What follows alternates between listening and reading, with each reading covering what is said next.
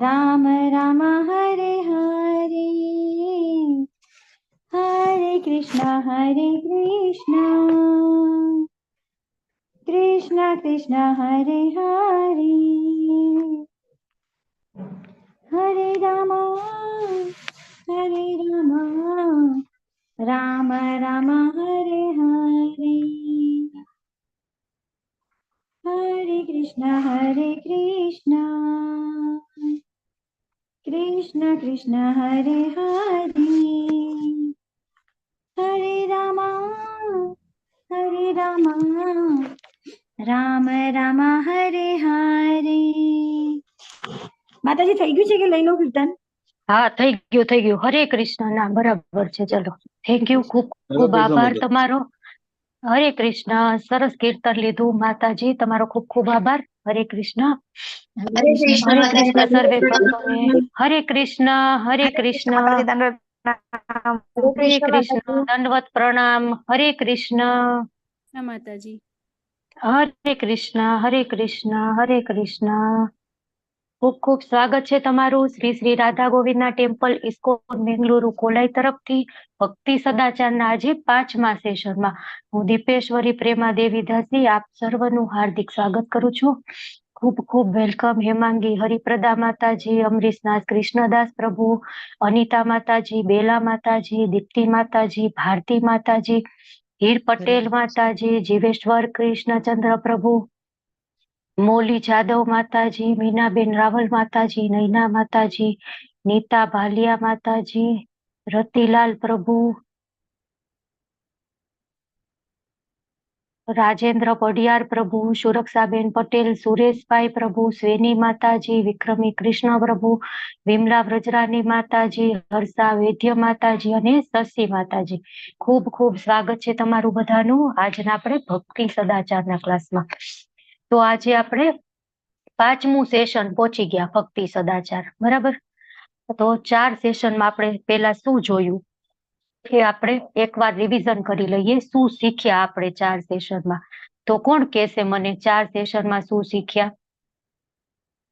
ચલો, કોઈ જેટલા પોઈન્ટ યાદ આવે એટલા કહેતા જાવ, એટલે મને ખબર પડે તમે લોકોને કેટલું યાદ છે ને કેટલું ભૂલાઈ ગયું. હરે કૃષ્ણ માતાજી. વૈષ્ણવ એટિકેટ્સ. મંદિરમાં પ્રવેશ કરીએ છીએ તો પહેલા વૈષ્ણવોને પ્રણામ કરવા, પછી પ્રભુપાદને પ્રણામ કરવા, ભગવાનના મૂર્તિના દર્શન કરતા પહેલા પગેથી લઈને ધીમે ધીમે આપણે ઉપર જવું દર્શન કરવા માટે. હરે કૃષ્ણ. હરે કૃષ્ણ. ચલો, બીજા કોઈને યાદ હોય તો એ પણ બોલી શકે છે. માતાજીએ થોડીક આપણને હિંટ આપી દીધી. હરે કૃષ્ણ, બોલો. પછી પેલો જે મંત્ર છે ને આચમન માટે, જે આચમન કરવાના 3 મંત્ર છે, એ એક જે પાણી છે નર્મદા કાવેરી સિંધુ, પછી એક જલ, જે બીજો યાદ નથી મને, એ એના પછી અપવિત્ર પવિત્રો વા સર્વાવસ્થાગતો પીવાત્યા સ્મરણ પુંડરીકાક્ષમ સભાય અભયંતર શુચિ.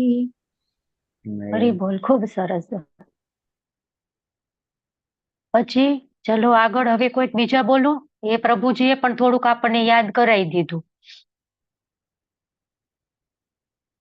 પછી બીજું શું જોયું તું આપણે? સ્નાનના પ્રકાર જોયા હતા. પછી ભોગ મંત્ર, આપણે ભોગ લગાડીએ ભગવાનને તો શું બોલવાનું? ચલો, કોણ બોલશે ભોગ મંત્ર?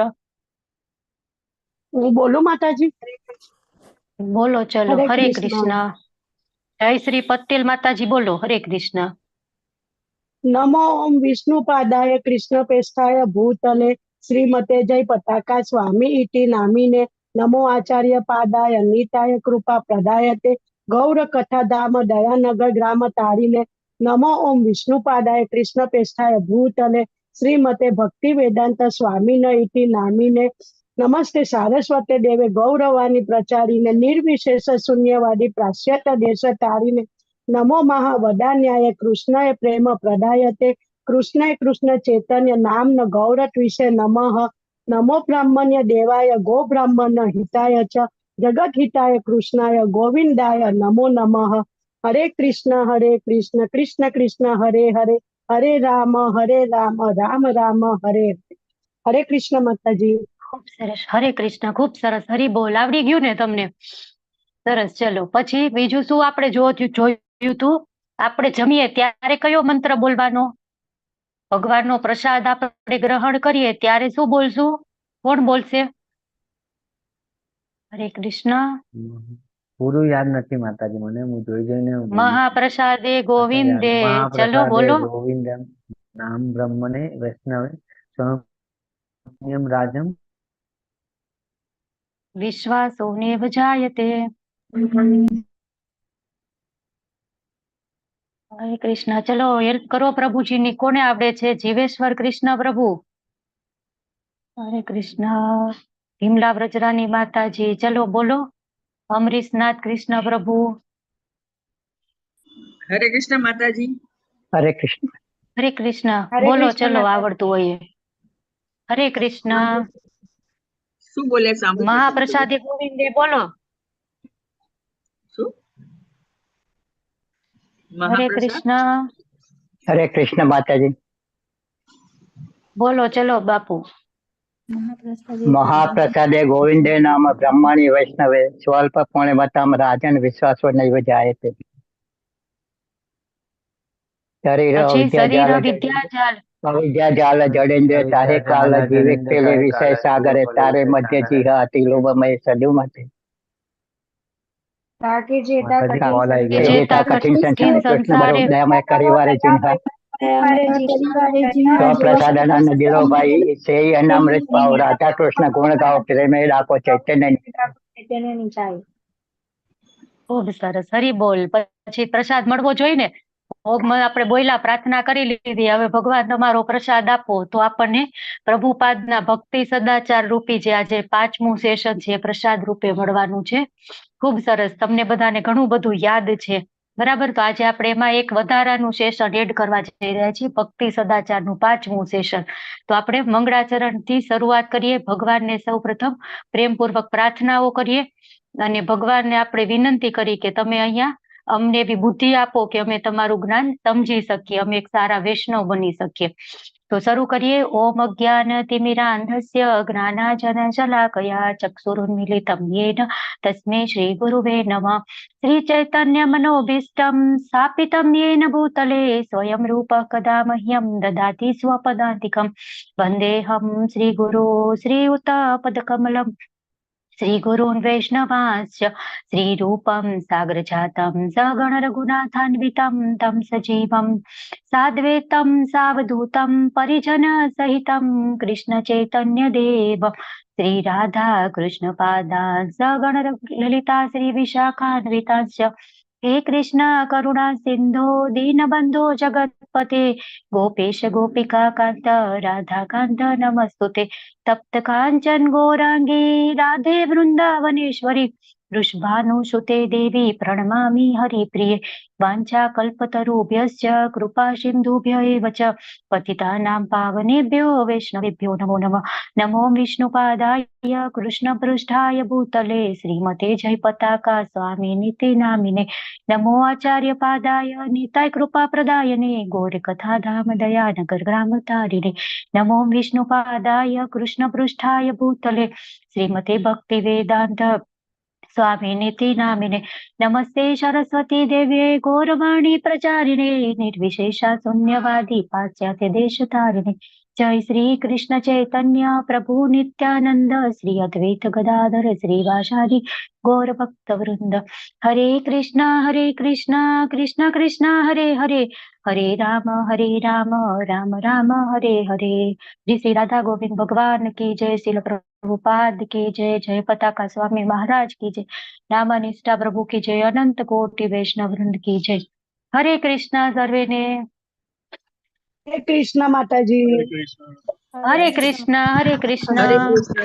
ચલો, લેટ જોઈન થયા છે એ બધા લોકોનું પણ ખૂબ ખૂબ સ્વાગત છે. આજે આપણે ભક્તિ સદાચારમાં 5મું સેશન જોવા જઈ રહ્યા છીએ. તો આપણે સ્ટાર્ટ કરીએ.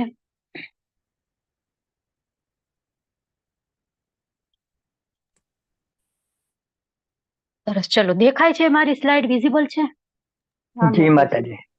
ઓકે. ચલો, પ્રભુપાદ ને દર્શન કરીએ અને એમની આજ્ઞાથી એમને ડિઝાઇન કરેલો, એમને શીખવાયેલો આપણે કોર્સ ભક્તિ સદાચાર છે એ શીખવા આગળ વધીએ. તો આપણે બોલ્યા ને મંગળાચરણમાં, ઓમ અજ્ઞાન તિમિરાંધસ્ય જ્ઞાનાજન શલાકયા. તો ગુરુ મહારાજની એ પ્રાર્થના છે. ગુરુ મહારાજ કેવા છે કે આપણે બધા અજ્ઞાનના અંધકારમાં છીએ, બરાબર. તિમિર એટલે અંધકાર. તો આપણે અજ્ઞાનના અંધકારમાં છીએ ને, તો એમાં ગુરુ મહારાજ છે ને એ શું કરશે? જ્ઞાનાજન શલાકયા, જ્ઞાનની શલાકા. શલાકા એટલે વન ટાઈપ ઓફ સળિયો આપણે હોય ને એને શલાકા. તો એવી ટોર્ચ લઈને આપણા બધા માટે આવશે જ્ઞાનની, અને આપણને એ છે એ જ્ઞાન આપશે, અજ્ઞાનના અંધકારમાંથી દૂર કરશે. તો એવા જ આપણા ગુરુ મહારાજ પરમ પૂજ્ય પ્રભુપાદ, શીલ પ્રભુપાદને પ્રણામ કરી અને આજનું સેશન આપણે સ્ટાર્ટ કરીએ. તો વૈષ્ણવ સંસ્કૃતિ અભ્યાસક્રમ આપણને ખબર છે કે શીલ પ્રભુપાદના ગાઈડન્સ પ્રમાણે તૈયાર થયેલો છે. તો આજે આપણે જોવાના છીએ વૈષ્ણવ પરિધાન, બરાબર. તો પરિધાન એટલે શું? કે વસ્ત્ર, પોશાક. આપણે કેવા પોશાક પહેરવા જોઈએ એઝ એ વૈષ્ણવ. જો એક વખત એક છે ને ભક્ત, એને ચૈતન્ય મહાપ્રભુને કીધું, પ્રશ્ન પૂછ્યો, એ કે ભક્ત કોને કહેવાય, કે સાચા અર્થમાં ભક્ત કોને કહેવાય? એટલે ચૈતન્ય મહાપ્રભુએ પેલા તો એવું કીધું કે જે એક વખત એ હરે કૃષ્ણ બોલે ને એ ભક્ત કહેવાય. પણ ઓલો જે ક્વેશ્ચન પૂછવા વાળો હતો ને એને શાંતિ ન થઈ, તો એને ફરીને બીજી વખત, ત્રીજી વખત. તો ત્રીજી વખત જયારે પૂછ્યું ને કે ભક્ત કોને કહેવાય, તો ચૈતન્ય મહાપ્રભુએ શું કીધું? એ કે જેને જોઈને અને આપણા નજર સામે કૃષ્ણ આવી જાય ને એને ભક્ત કહેવાય, એને ખરા વૈષ્ણવ કહેવાય. તો એ આપણે બનવાનું છે. તો કઈ રીતના બનશું? જો આપણે વૈષ્ણવ એટિકેટ શીખશું, બરાબર, અને આપણા જીવનમાં ઉતારશું, તો આપણે ખરા વૈષ્ણવ બનશું. કે આપણને જોઈને કોક માણસના હૃદયમાં, કોક માણસની આંખ સામે કૃષ્ણ જાગૃત થશે, જીવંત થશે. જો કેટલી વાર આપણે આમ સરસ તિલક કરીને બીડ બેગ લઈને આમ ક્યાંક ગયા હોય ને, તો આપણને જોઈને સામે વાળા એમ કે હરે કૃષ્ણ, કા આપણને પૂછે તમે હરે કૃષ્ણ વાળા છો ને, તો એ જયારે માણસ કૃષ્ણ બોલે ને ત્યારે એની જીવા ઉપર ખુદ સાક્ષાત કૃષ્ણ નર્તન કરે છે, બરાબર. તો એ માણસને પણ અજ્ઞાત સુકૃતિ કહેવાય ને, એ એના ખાતામાં, એકાઉન્ટમાં બેલેન્સ થઈ ને, તો એ આપણા લીધે, તો આપણને એનું થોડું કમિશન મળશે, બરાબર. તો આપણે આપણો પરિધાન, આપણો દેખાવ, આપણા સદાચાર, આપણી રેણી કેણી આપણે એવી હોવી જોઈએ ને કે સામેના માણસને એમ થાય કે ના, મારે પણ આવું બનવું છે. આપણે ફર્સ્ટ ચેપ્ટરમાં જોયું હતું ને કે આપણા આદર્શ કોક હોય, તો એવી રીતે આપણે પણ કોકના આદર્શ બનવું જોઈએ. તો આપણને જોઈને કોક માણસને મનમાં થવું જોઈએ કે હું પણ આવું કરું, હું પણ તિલક કરું, બરાબર, હું પણ કંઠી માળા ધારણ કરું. તો એ છે વૈષ્ણવ પરિધાન. આપણે એના વિશે આજે જોવાના છીએ. તો શું કે છે પ્રભુપાદજી? હરે કૃષ્ણ. કોઈને વાંચવું છે? હું વાંચું પ્રભુજી, માતાજી હું વાંચું. વાંચો ચલો, વાંચો. માતાજી. હા, વાંચો ચલો. હરે કૃષ્ણ. આધ્યાત્મિક સમજણમાં આગળ વધવા ઈચ્છતી વ્યક્તિએ સામાન્ય સાહિત્ય વાંચવાનું ટાળવા માટે અત્યંત સાવચેત રહેવું જોઈએ. વિશ્વ સામાન્ય સાહિત્યથી ભરેલું છે, જે મનમાં બિનજરૂરી આક્રોશ પેદા કરે છે. અખબારો, નાટકો, નવકથાઓ અને સામયિકો સહિત આ પ્રકારનું સાહિત્ય વાસ્તવમાં આધ્યાત્મિક જ્ઞાનના પ્રગતિ માટે નથી. આધ્યાત્મિક જ્ઞાનમાં આગળ વધનાર કોઈ પણ વ્યક્તિએ આવા સાહિત્યને નકારવું જોઈએ. હરે કૃષ્ણ.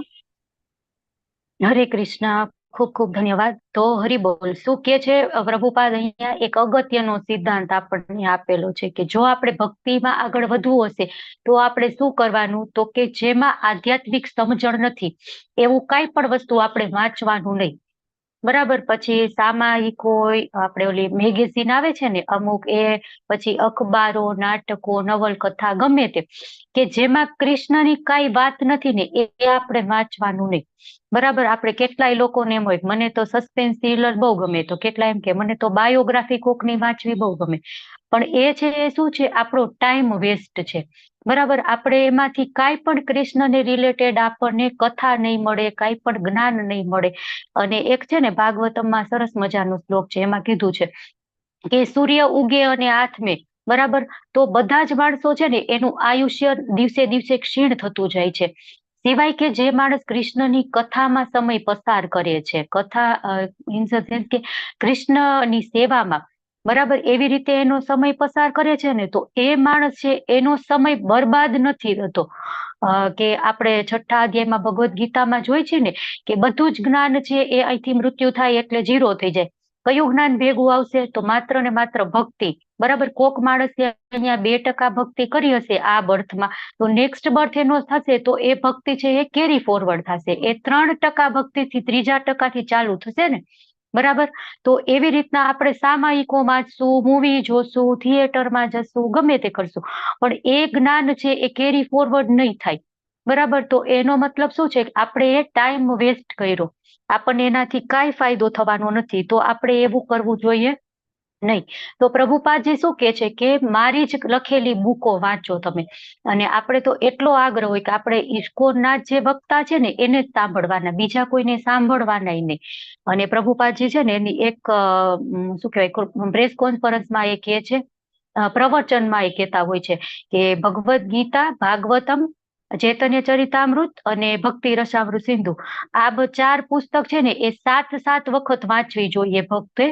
અને 7 વખત વંચાઈ જાય બધી 4 પછી કઈક બીજું નવું વાંચવાનું વિચારવાનું, ત્યાં સુધી બીજું કઈ નવું વાંચવાનું વિચારવાનું નહીં. અને પછી જો આપણે બીજું વાંચવું હોય ને તો એ પણ શું વાંચવાનું? પ્રભુપાદે લખેલી બુક વાંચવાની, અથવા તો ઇસ્કોનના આપણા ભક્તો છે એને લખેલી બુક છે એ આપણે વાંચવાની. પ્રભુપાદજી એક કહે છે કે મેં એટલી બધી બુકો લખી છે ને કે તમે વાંચીને થાકી જશો ને, તમારી લાઈફ સ્પાન છે ને એ ઓછો પડશે, પણ એ બુક પૂરી નહીં થાય. બરાબર, એટલી બુક લખીને ગયા છે, તો આપણે એ વાંચવી જોઈએ. અને આપણે આમે અત્યારે કળિયુગમાં કેટલું સાવ નાનું આયુષ્ય છે. બરાબર, કે સતયુગ હતો તો 1 લાખ વર્ષ જીવતા હતા, પછી ત્રેતાયુગમાં 10,000, દ્વાપરમાં 1000, અને અત્યારે કળિયુગમાં 100 વર્ષ. પણ હવે એમાં કળિયુગના વર્ષો જેમ જેમ જતા જાય છે ને એવી રીતના 100 માંથી પણ ઘટતું જાય છે. તો અત્યારે 60 થી 70 એવરેજ આપણે જીવીએ છીએ. તો એમાં પણ આપણે આવો બધો ટાઈમ વેસ્ટ કરશું તો ભગવાનનું નામ ક્યારે લેશું? બરાબર, ઓલરેડી આપણે બધા કેટલા બધો સમય આપણે જિંદગીનો વેસ્ટ કરી દીધો છે. તો આપણે હવે આવું કરી અને આપણો ટાઈમ વેસ્ટ ન કરવો જોઈએ. જો અમુક માતાજીને એમ હોય કે હું તો પેલી સિરિયલ ન જોઉં તો મને તો ગમે જ નહીં, કે એમાં શું થયું શું નહીં મારે તો જાણવું જ પડે. તો પ્રભુજી એવું હોય કે મને તો ઓલી સફારી આવે છે એ, કે પેલી શું કહેવાય એક એવી CID ટાઈપની એક આવે છે મેગેઝિન, તો એ મારે વાંચવી પડે, કે તો જ મને એમ ગમે, એમ થાય કે ના મારો દિવસ થયો. કેટલાયને ન્યૂઝપેપરની એવી ટેવ હોય. બરાબર, કે શું થયું દુનિયામાં એ જોવું જ પડે, જાણવું જ પડે. તો કેમ ન્યૂઝપેપર વાંચીએ તો શું થાય? કેમ ના પાડે છે? તો એક એનું સાયન્ટિફિક કારણ એ છે કે ન્યૂઝપેપરમાં એકદમ નેગેટિવ જ બધા સમાચાર હોય છે. બરાબર, વચ્ચે એક છે ને એવું આવ્યું હતું નો નેગેટિવ ન્યૂઝ. બરાબર, આ ન્યૂઝપેપર વાળા એવું પણ એક મુહિમ ચલાવેલી હતી, નો નેગેટિવ ન્યૂઝ. પણ નેગેટિવ ન્યૂઝ નહીં આપે તો એમનો ધંધો ચાલશે નહીં, એટલે એ ફ્લોપ રહી અને એ કેન્સલ કરી દીધું. તો ન્યૂઝપેપરમાં બધી નેગેટિવિટી હોય, આટલી ચોરી થઈ, આટલાનો દારૂ પકડાણો, આનું રેપ થયો, આમ થયું તેમ થયું, કાંઈ પણ પોઝિટિવ વાત નહીં હોય. તો આપણે જેટલી મંગળા આરતી કરી, જપ કરી, ભગવાનનું શ્રવણ કરી, બધા ક્લાસ એટેન્ડ કરી અને આપણી ચેતનાને અપલિફ્ટ કરેલી હશે ને, એ આ બધા નેગેટિવ વિચારો આપણા મગજમાં આવશે ને તો એ આપણી ચેતના વળી ડાઉનવર્ડ થઈ જશે. બરાબર, તો આપણે ક્યાં ગયા તા ક્યાંય નહીં. ધીમે ધીમે આપણે ભક્તિમાં આગળ વધવું છે ને, ભગવાન તરફ જવું છે, તો આપણે ધીમે ધીમે ભૌતિકતામાંથી આપણે આપણા મનને દૂર કરી દેવાનું છે. પણ ન્યૂઝપેપર કે આ બધી નોવેલો છે એ શું કામ કરશે? વળી આપણે એમાં ને એમાં અટવાતા જશું. આપણે ન્યૂઝ વાંચશું તો અત્યારે કોરોના ચાલે છે, બરાબર, વળી આવી ગયો તો કોરોનાનું મગજમાં થશે એમ કે આમ થશે તેમ થશે, માસ્ક પહેરવો પડશે, મારા તો મમ્મી ઓલ્ડ એજના છે, પપ્પા ઓલ્ડ એજનો છે, મારા બાળક નાનું છે, એને આમ થશે તેમ થશે, હું કેમ ધ્યાન રાખું? તો આપણે ભગવાનમાં એટલો સમય નહીં પસાર કરીએ, એ બધા વિચારમાં આપણો સમય પસાર થશે. તો આપણે એવું ન કરવું જોઈએ. એટલે આપણે ભગવાન એક છે કે જો કૃષ્ણ પ્રસાદ ન હોય ને એ વસ્તુ જમવી નહીં, પછી કૃષ્ણ ન હોય ને એ જગ્યાએ જવું નહીં, અને કૃષ્ણ જે કથામાં કે જ્યાં હોય ને એ કાંઈ આપણે સાંભળવું નહીં. જો આપણે આ 3 વસ્તુ કરીએ ને તો આપણે બીજું કઈ કરવાની જરૂર ન પડે. ધીમે ધીમે આપણને સાધુ સંગ મળતો જાય, ભક્તોનો સંગ, અને ધીમે ધીમે આપણે ભગવાન તરફ જતા જઈએ. આ 3-4 વસ્તુ છે ને એ જ જીવનમાં આવી છે કે માયાદેવી એના રૂપમાં જ આપણી પાસે આવીને પંજો મારે છે. તો આપણે બધાથી બચવું જોઈએ. એટલે પ્રભુપાદે અહીંયા સીધું કીધું છે કે આ કઈ નહીં કરવાનું. એટલે આજથી બધાય ન્યૂઝપેપર બંધ. બરાબર, માતાજી બધા એ સિરિયલ જોવાનું બંધ. તો કોઈ કહેશે આવું થોડું હોય, હવે બીજા દિવસે ક્લાસમાં નહીં આવે. પણ એવું નહીં, એક એક એક ભેગું આમ ન બંધ થાય, બરાબર. પણ ધીમે ધીમે એનું ટાઈમિંગ ઘટાડો. તમે એક સિરિયલ અડધી કલાકની જોતા હોય તો એ 20 મિનિટ જોવો, અડધી જવા દો, પછી 15 મિનિટ જોવો, પછી 10 મિનિટ, એમ કરીને ગમે તે આપણે ટેવ પડી છે ને, તો એ ટેવ છોડવામાં આપણે 21 દિવસ લાગે. બરાબર, એક સાયન્સનો સિદ્ધાંત છે કે ટેવ પડવામાં 21 દિવસ લાગે અને ટેવ છોડવામાં 21 દિવસ લાગે. તો તમે 21 દિવસ એ વસ્તુ કર્યા વગર રહી જાવ ને, તો એ ટેવ તમને છૂટી જાય, પછી તમને વાંધો ન આવે. કે સપોઝ કે કોઈક વ્યક્તિ ચા પીવે છે, હવે એને ચા મૂકવી છે પણ મુકાતી જ નથી, તો શું કરે? 21 દિવસ સુધી એ ચા નહીં પીવે ને, તો પછી એને ચા નું એમ નહીં થાય કે નહીં મારે ચા પીવી છે, ચા પીવી છે, ચા પીવી છે. એવી જ રીતના આપણે ન્યૂઝપેપર વાંચવાની એમ હોય કે સવાર પડે ન્યૂઝપેપર પહેલા જોઈ પછી બીજી બધું કામ થાય, ત્યાં સુધી ન થાય. તો તમે 21 દિવસ એ ન્યૂઝપેપર વગર ચલાવી લેશો ને, તો પછી તમને એનું એડિક્શન છે એ છૂટી જશે. અને શરૂઆતમાં સાવ બંધ નથી કરવું. આપણે શું કરવું છે કે તમે કલાક ન્યૂઝપેપર વાંચો છો તો અડધી કલાક વાંચો, મેઇન હેડલાઇન વાંચો, બરાબર. અથવા તો તમને ગમતી એક કોલમ છે જ વાંચો, આખું ન્યૂઝપેપર ન વાંચો. તો એવી રીતના તમે ધીમે ધીમે છૂટી જશે. પછી પરંતુ તમે જોશો કે આ છોકરાઓ કે અમેરિકન છોકરાઓ જેઓ કૃષ્ણ ભાવનામૃતમાં આવ્યા છે, તેઓએ પોતાના જીવનમાંથી અખબારોને ત્યાગ્યું છે. તો જે લોકો હિપ્પીઝ હતા અને પ્રભુપાદ ભેગા જોડાયા અને કૃષ્ણના શરણે ગયા, તો એ અખબારો નથી વાંચતા. પછી એમને અખબારની કઈ જરૂર જ નથી. કેમ? તો કે એમાં કૃષ્ણ કથા નથી, એટલે એમને ગમતું નથી કે જે કૃષ્ણ કથા નથી એ વસ્તુ વાંચવાની નહીં. તો આ આપણી પરીક્ષા છે. આપણે કહેવાય ને કે ઇન્દ્રિયો આપણી એટલી આમ છે ને પ્રબળ, કે આપણે જે નથી કરવું ને એ જ વસ્તુ કરવા. એમ કે ને આ નથી કરવું તો એ જ કરવા આપણી ઇન્દ્રિયો વધારે ત્યાં જશે. કે જે વસ્તુની ના પાડે ને, તો આપણું મન એવું ચંચળ છે કે એ વસ્તુ એને કરવી જોઈએ. એટલે આપણને ખબર છે ને કે આ નથી કરવાનું, તો પણ એટલે આપણે મન અને આપણે કહેવાય ને મન અને બુદ્ધિ વચ્ચેની લડાઈ ચાલે છે. કે મનને એ કરવું છે અને બુદ્ધિ ના પાડે છે કે નથી કરવાનું, કે આમાં કૃષ્ણ નથી, આ ન કર. પણ મનને તો એ કરવું જ છે, કેમ કે મનને તો કહેવાય ને કેટલાય વર્ષોથી એમાં બધા કલ્મશો છે અને એને તો કૃષ્ણ શરણે જવું જ નથી, કેમ કે માયાદેવીનો પ્રભાવ છે. એટલે આપણી એ પરીક્ષા છે કે આપણે જાણતા નથી કે રોજ શું થઈ રહ્યું છે. તો કોઈ વાંધો નહીં, પણ અખબાર તે સમયનો વ્યય છે, એટલે અખબાર આપણે બિલકુલ વાંચવા જોઈએ નહીં. મોસ્ટ ઓફ આપણે એ જોઈએ અખબાર, પછી નવલકથા અને મેગેઝિન ને એ તો કોક જ વાંચતું હોય. બાકી ન્યૂઝપેપર વાંચવાની તો બધાને ટેવ હોય. એટલે અખબાર આપણે વાંચવાનો જોઈએ અને માતાજી માટે ટીવી સિરિયલો ન જોવી જોઈએ. એક છે ને પોઝિટિવ થિંકિંગ વાળી વસ્તુ હોય અને એક નેગેટિવ વાળી.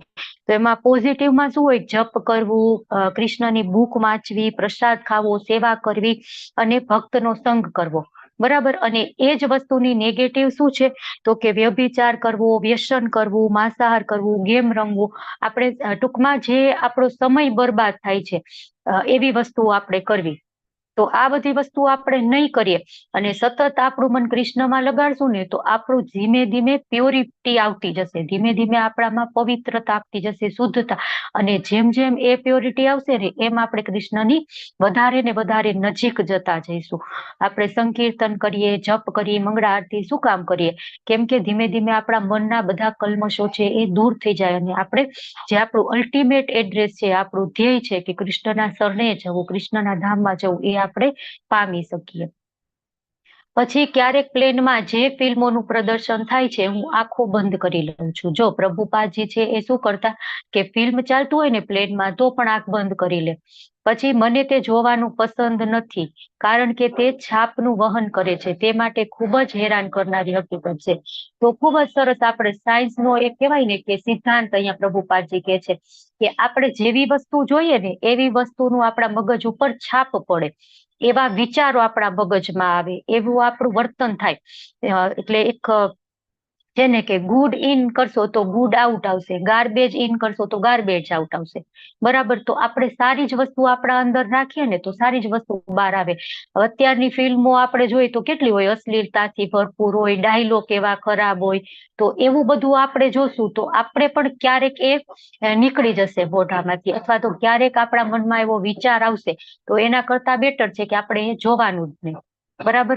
તો ધીમે ધીમે આપણે બંધ કરી દેશું તો આપણે ધીમે ધીમે ભગવાન તરફ જશું. એટલે જ્યારે પણ ટાઈમ મળે તો એવું નથી ટીવી નહીં જોવાનું, ટીવી જોવો પણ શું જોવાનું? કૃષ્ણ કથા.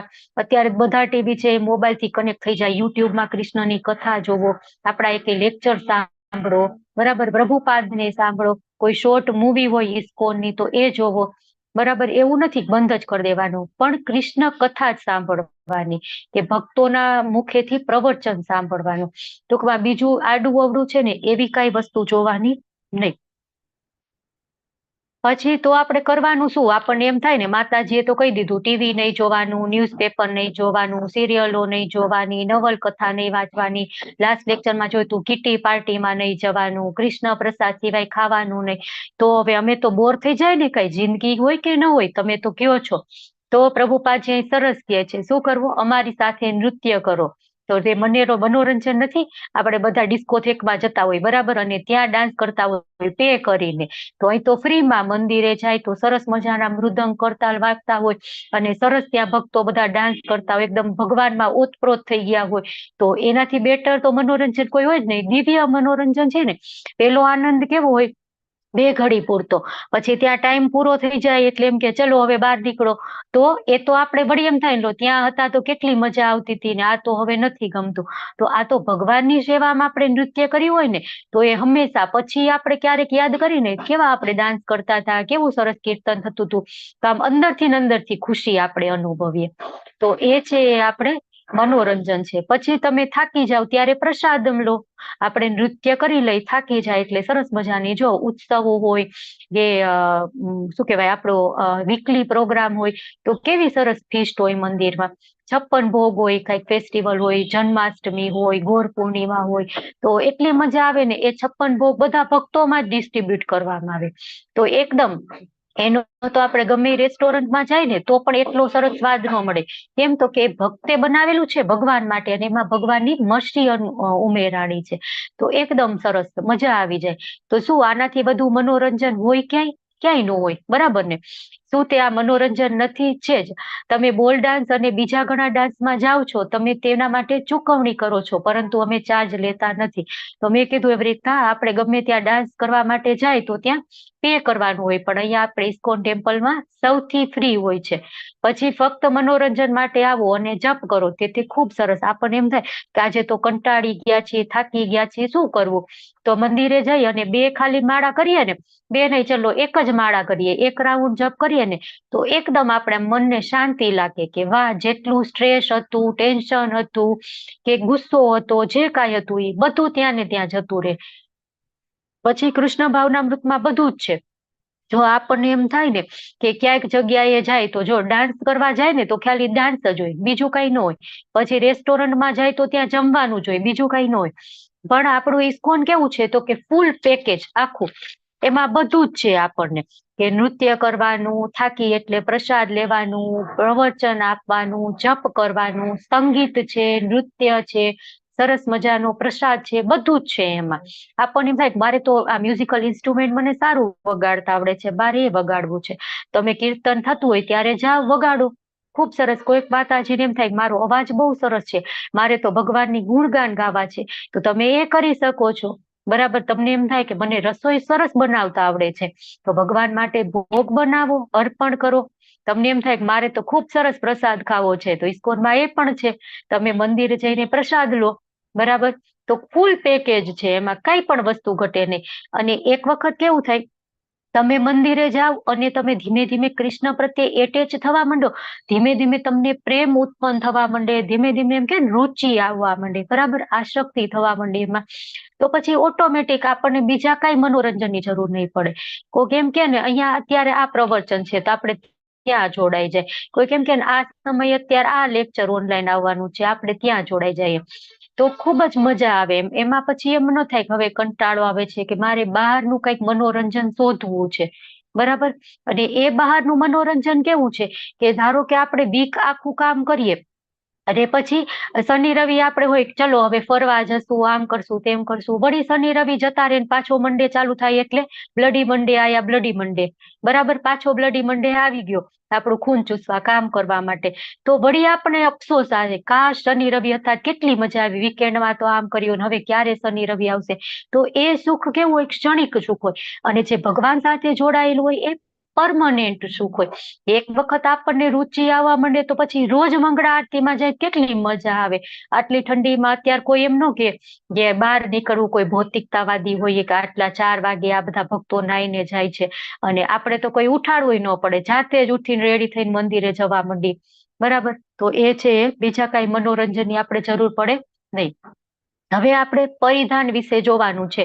તો જો આ બધા એક સરખા પરિધાન પહેરેલા છે યુનિફોર્મ, તો આપણને ખબર છે કે આ લોકો સોલ્જર્સ છે, બરાબર. આપણને કોઈની નામ નથી ખબર. જો એ જ વિધાઉટ યુનિફોર્મ આપણને કે કોઈક સિવિલ ડ્રેસમાં, તો આપણને ખબર ન પડે કે આનું શું છે આ લોકો. પણ યુનિફોર્મ છે એક આઈડેન્ટિટી છે, બરાબર. જો આમાં એક ક્વીન છે અને એનો સર્વન્ટ છે એ છત્રી લઈ અને એને જાય છે. કેમ ખબર પડી? તો આપણે એના પરિધાન પોશાક જોયા એના ઉપરથી. હવે આ બધા આર્કિટેક્ટ છે, એ સરસ એક સરખો યુનિફોર્મ પહેરેલો છે, કેપ પહેરેલી છે, તો આપણને ખબર પડી ગઈ. હવે આ કોક છે એ આર્મીના ઓફિસર છે. પછી આ છે કોરોના વોરિયર, બરાબર. આપણે બહુ જોયું હેલ્થ ઓફિસર હોય કે જે કોરોના સમય આવી રીતના લઈ જતા હોય. કેમ આપણને ખબર પડી? એમના વેશભૂષા ઉપરથી. આ બધા સ્કૂલના બાળકો છે, તો અમથા અમુક બાળકો હોય આમ બધા અલગ અલગ કપડા પહેરેલા હોય ને એક રો માં ઉભા છે, એવી રીતના ન ઉભા હોય તો આપણને એટલું પિક્ચર જોવું ન ગમે. પણ અહીંયા કેટલું એકદમ સરસ રો કરીને એકદમ સેમ યુનિફોર્મ પહેરીને બધા ઉભા છે, તો કેટલું સરસ લાગે છે. પછી આ લગ્ન ગ્રંથિથી જોડાઈ રહ્યા છે વરરાજા અને વધુ, તો એ પણ એકદમ સરસ લાગે છે. પછી આ બધા છે એ ખેલાડીઓ છે, પરેડ કરી રહ્યા છે ઓલિમ્પિક માટે. અને આ કોણ છે? હરે કૃષ્ણ કોણ કહેશે? ઓળખે છે કોઈ?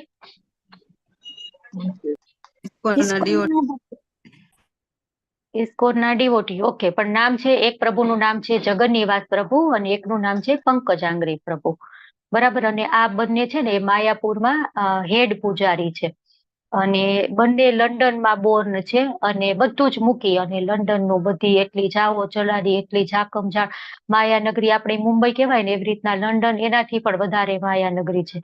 એ બધું મૂકી અને માયાપુર આવી ગયા છે અને રાધા માધવની સેવા કરી રહ્યા છે. તો આપણને કેમ ખબર પડી કે આ ઇસ્કોનના ડિવોટી છે? એમના પહેરવેશ ઉપરથી, બરાબર. તો ખૂબ જ વસ્ત્ર છે એ ખૂબ જ જરૂરી છે. યુનિફોર્મ આપણે જોયો ને, ખૂબ જ જરૂરી છે. એના ઉપરથી આપણને ખબર પડી જાય. તિલક કરેલું હોય સરસ, કંઠી માળા ધારણ કરેલી હોય, હાથમાં બીડ બેગ હોય, તો કે આ વૈષ્ણવ છે. તો આપણે પરિધાન વિશે શીખવાના છીએ ને, તો હવે આપણે આગળ વધીએ કે શું કહે છે. તો કેસરી જબ્બો. હરે કૃષ્ણ. વાંચવું છે કોઈને?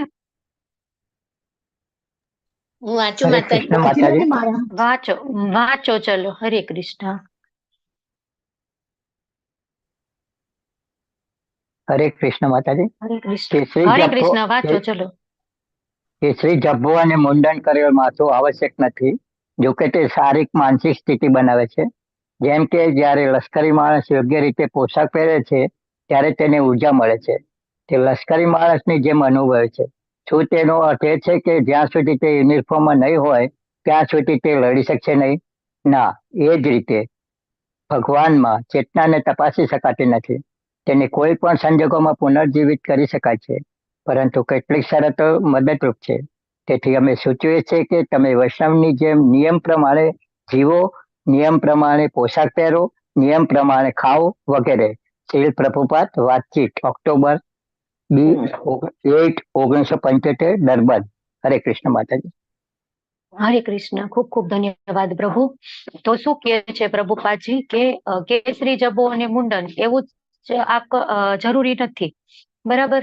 કે કેટલી વખત કેવું હોય, એક વ્યક્તિ છે ને, એક ભક્ત એ પૂછે છે કે પ્રભુપાદ આવું જ પહેરવું જરૂરી છે?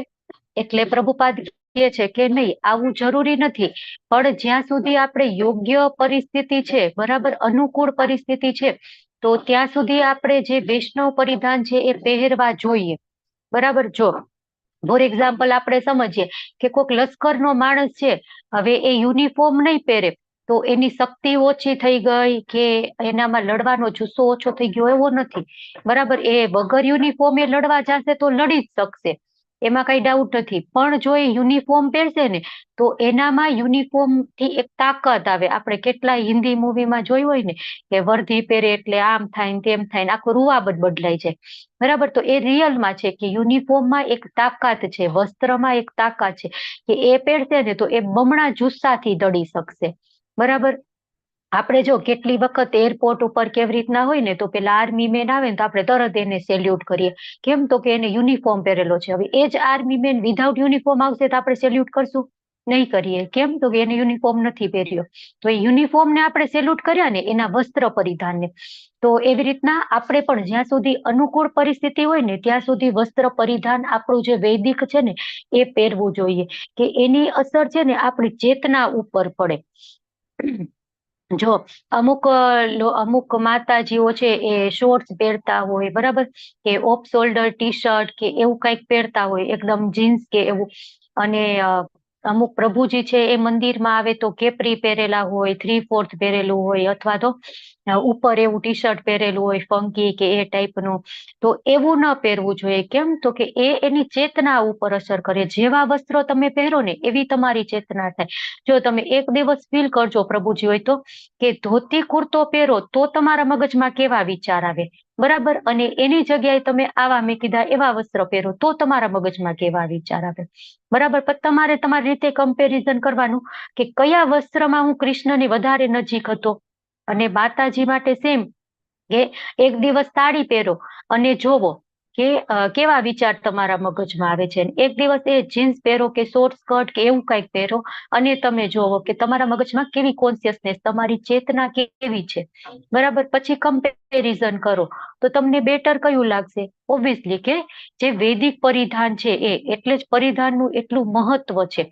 કેટલાય લોકો એમ કે ને ભગવાને ક્યાં કીધું છે કે આવું પહેરવું જોઈએ ને આવું પહેરવું જોઈએ? નહીં, ભગવાને કીધું છે, બરાબર, કે મારા ભક્તો કેવા હોવા જોઈએ, બધું જ ભગવાને કીધું છે કે વૈદિક પરંપરામાં આવતા અને વૈદિક વસ્ત્રો છે એ જ પહેરવા જોઈએ. એનાથી આપણા છે ને વિચારો શુદ્ધ થાય, આપણી ચેતના શુદ્ધ થાય, અને ચેતના શુદ્ધ થશે તો આપણા મગજમાં વિચારો ખરાબ નહીં આવે. જો માતાજી એવા વસ્ત્ર પહેરે ને તો પોતાની તો ચેતના ખબર નહીં કયા સ્તરે હોય, બરાબર, પણ એવા વસ્ત્ર પહેરી મંદિરમાં જાય ને તો જે ભક્તો છે, બરાબર, કે જે પ્રયત્ન કરે છે પોતાને મનને કૃષ્ણમાં લગાડવાનું, એને પણ મગજમાં એવા શું કહેવાય વિચારો ઉત્પન્ન થાય. બરાબર, તો આપણે આપણું વિચારીએ અને સામેવાળા ભક્તોનું વિચારીએ તો એક આપણે કહેવાય ને કે સ્થળની મહિમા હોય, સ્થળની મર્યાદા હોય, તો એ પ્રમાણે મંદિરમાં તો એવા વસ્ત્ર પહેરવા ન જ જોઈએ. બરાબર, એટલે વૈષ્ણવોનું કેવું હોય, નિયમ પ્રમાણે જીવવાનું, નિયમ પ્રમાણે પોશાક પહેરવાનું અને નિયમ પ્રમાણે ખાવાનું. તો નિયમ પ્રમાણે જીવવામાં શું હોય? મંગળા આરતી કરવાની, 16 રાઉન્ડ કરવાના, અને બાકી આખો દિવસ કૃષ્ણ ભૂલાય નહીં એવું આપણે કરવાનું. પછી નિયમ પ્રમાણે પોશાક પહેરવાનું, તો આપણે વૈદિક જે વસ્ત્ર કીધા છે, પ્રભુજી હોય તો ધોતી કુર્તા અને માતાજી હોય તો સાડી. અને નિયમ પ્રમાણે ખાવો તો એક જ બધું જ ખાવાની છૂટ છે આપણે, ડુંગળી લસણ સિવાયનું, બરાબર, અને મીઠ.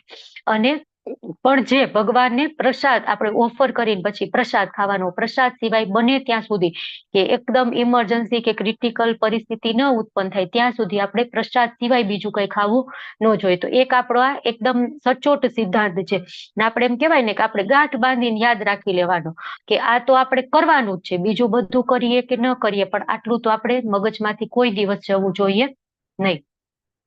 પછી મૂર્ખ ધ્રુતો તેઓ કહે છે કે આની શું જરૂર છે. જો તો અમુક લોકો હોય ને એમ કે આવા વસ્ત્ર પહેરવાની ક્યાં જરૂર હતી, ગમે એ પહેરીએ તો ન ચાલે. તો પ્રભુપાદજી કહે છે કે ના, જરૂરી છે. તમે હંમેશા વૈષ્ણવની જેમ જ પોશાક પહેરવો જોઈએ, તે આવશ્યકતા છે. તેથી જોવા માટે ખૂબ જ સુંદર છે, નહીતર તેઓ કેવી રીતે પ્રભાવિત થયા. તો પ્રભુપાદજી છે એ ખૂબ કહે છે કે વૈષ્ણવ જે પરિધાન છે એ ખૂબ જ જરૂરી છે. બરાબર, પણ એનો મતલબ એવો નથી કે આપણે એકદમ કહેવાય ને આમ જડ થઈ જઈએ. આગળ આવશે કે એકદમ જડે નહીં થઈ જવાનું અને એકદમ લિબરલ નહીં રહેવાનું. પણ જ્યારે મેં કીધું ને કે અનુકૂળ પરિસ્થિતિ હોય ત્યારે આપણે વૈષ્ણવ પોશાક જ પહેરવા જોઈએ. તો જ સામેનો વ્યક્તિ છે ને આપણાથી પ્રભાવિત થશે, તો આપણને આદર્શ માનશે, તો આપણને પૂછશે કે તમે આટલું સરસ આચરણ કરો છો, તમારું વર્તન આટલું સરસ છે, તમે આટલી સરસ કૃષ્ણ ભક્તિ કરો છો, આ બધું ક્યાંથી આવ્યું તમારામાં? તમે ક્યાં શીખવા ગયા હતા? બરાબર. તો આપણે એને ઇસ્કોનનું કહેશું, કૃષ્ણનું કહેશું, તો એ જીવ પણ આપણા થકી કૃષ્ણના શરણે આવશે. તો એક કયો ભાડો એકમાત્ર થયો વસ્ત્રનો. બરાબર. તો આપણા વસ્ત્ર છે એ ઓલવેઝ વૈદિક હોવા જોઈએ.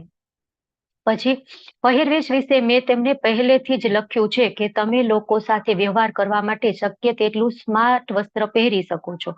અને કૃષ્ણ ભાવનામૃતમાં પહેરવેશ અમૃત છે. મૂર્ત એટલે મરેલા એવી રીતના હોય ને. ચેતના અંદર છે. હું એક સંન્યાસી છું, પણ જો કોઈ અગત્યના કામ માટે હું સ્માર્ટ સજ્જન જેવો પહેરવેશ પહેરીશ તો હું તરત જ સ્વીકારીશ. તેથી તે કોઈ સમસ્યા નથી. તો આપણે વાત કરી, એકદમ નિયમ આગ્રહી નથી થવાનું આપણે.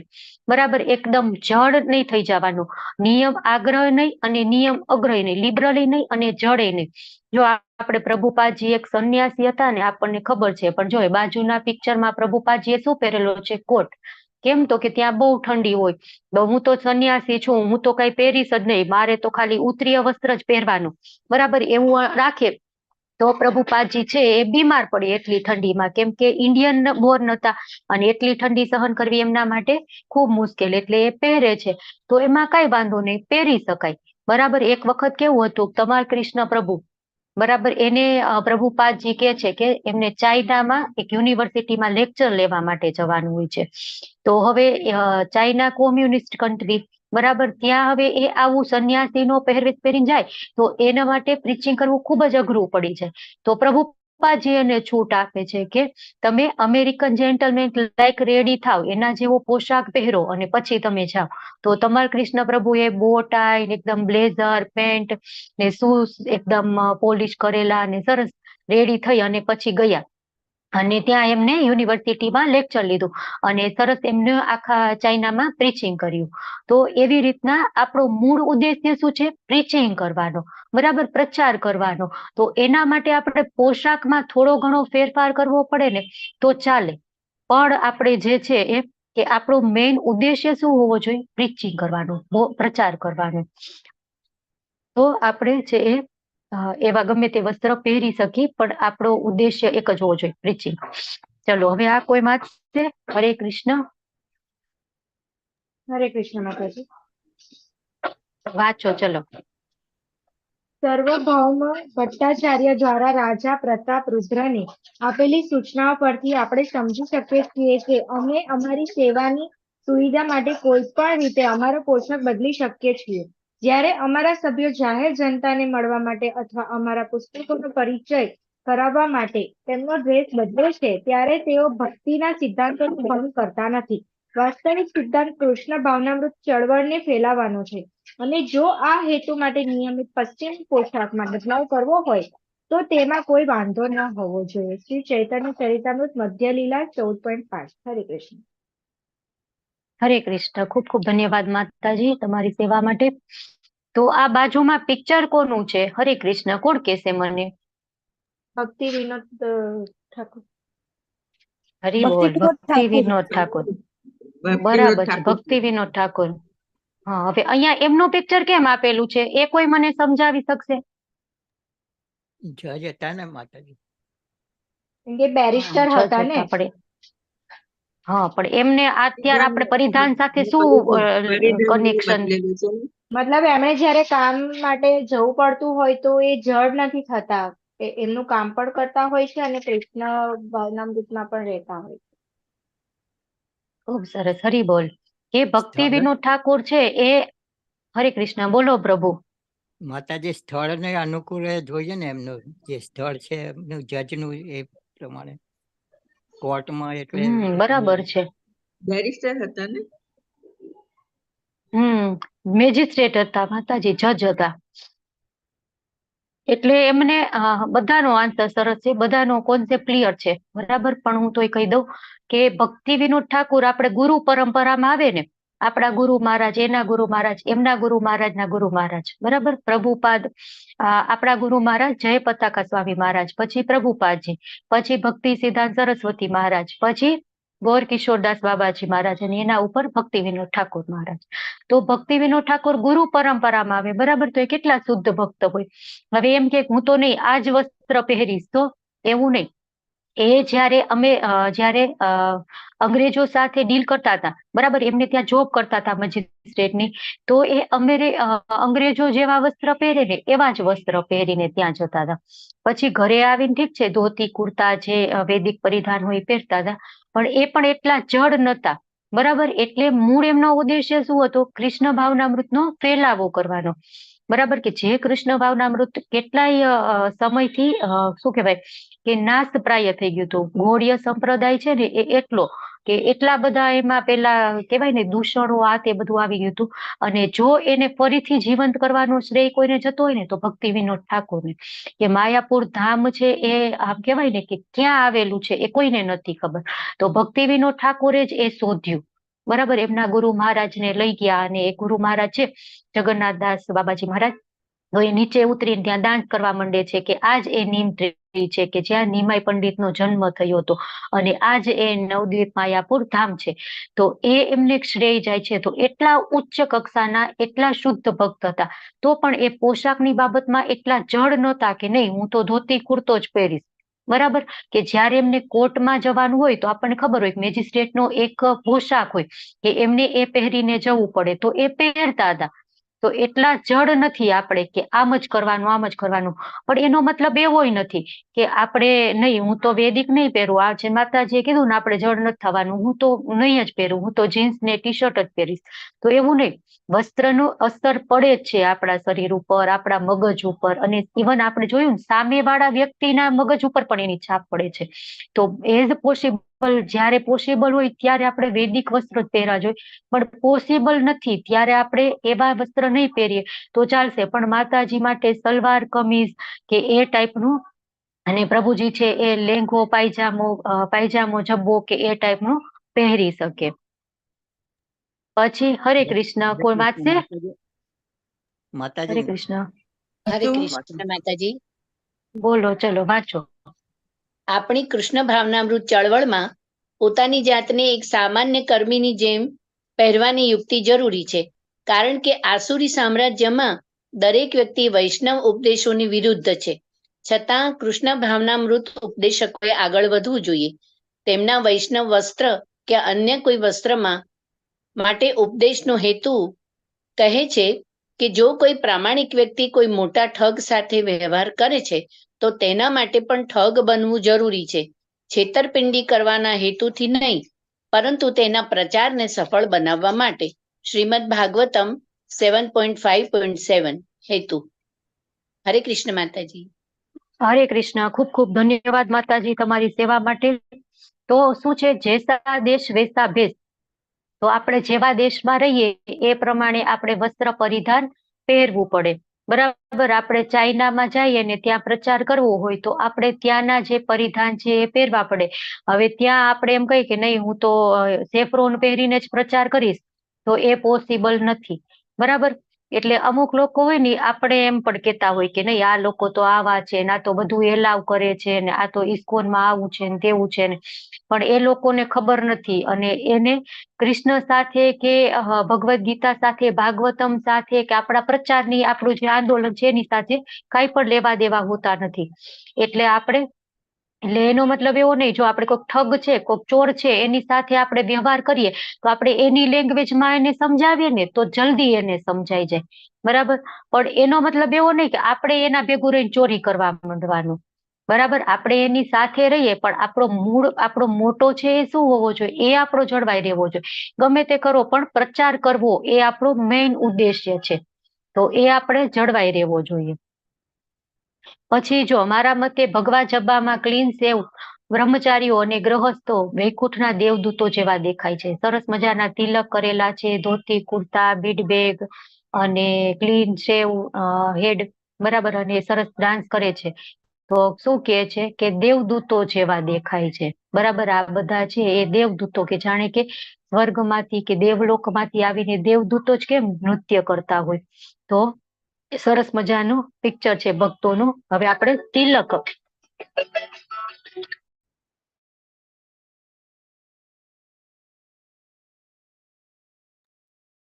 હવે આપણે તિલક વિશે આગળ જોઈએ તો શું કે છે કે જો સોસાયટીના સભ્યો સરસ અમેરિકન સજ્જનોની જેમ પોશાક પહેરે તો મને કોઈ વાંધો નથી.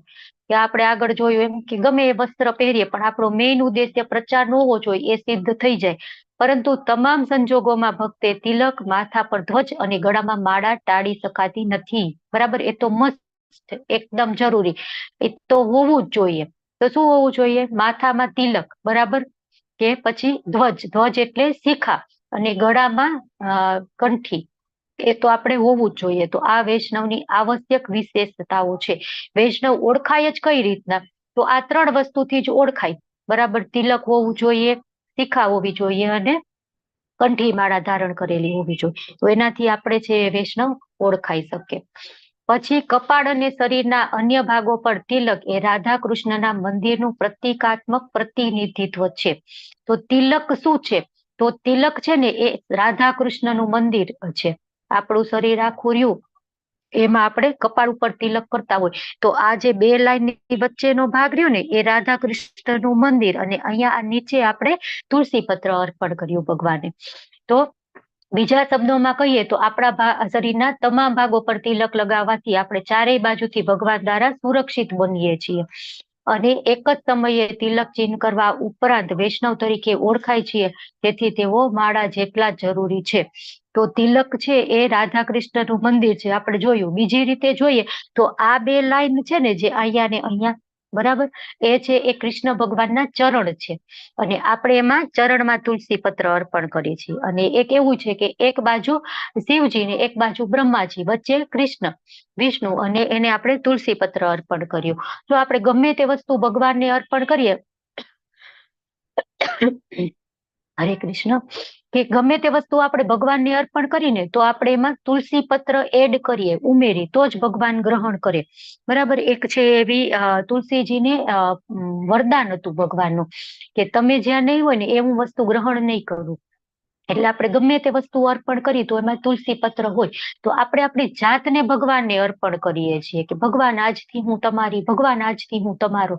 બરાબર, તો એ રીતે આપણે અહીંયા તુલસી પત્ર અર્પણ કરીએ. જો આપણે તુલસી પત્ર અર્પણ નહીં કરીએ તો કોઈ ભગવાન આપણો સ્વીકાર કરશે નહીં. એટલે આપણે રોજ તિલક કરવું જોઈએ કે જેટલી આપણે માળા જરૂરી છે, જેટલી આપણે જપા જરૂરી છે, એટલું જ જરૂરી તિલક છે. તો તિલક ધારણ કરનાર વ્યક્તિનું મૃત્યુ ક્યાં થાય છે તેનાથી કોઈ ફરક પડતો નથી.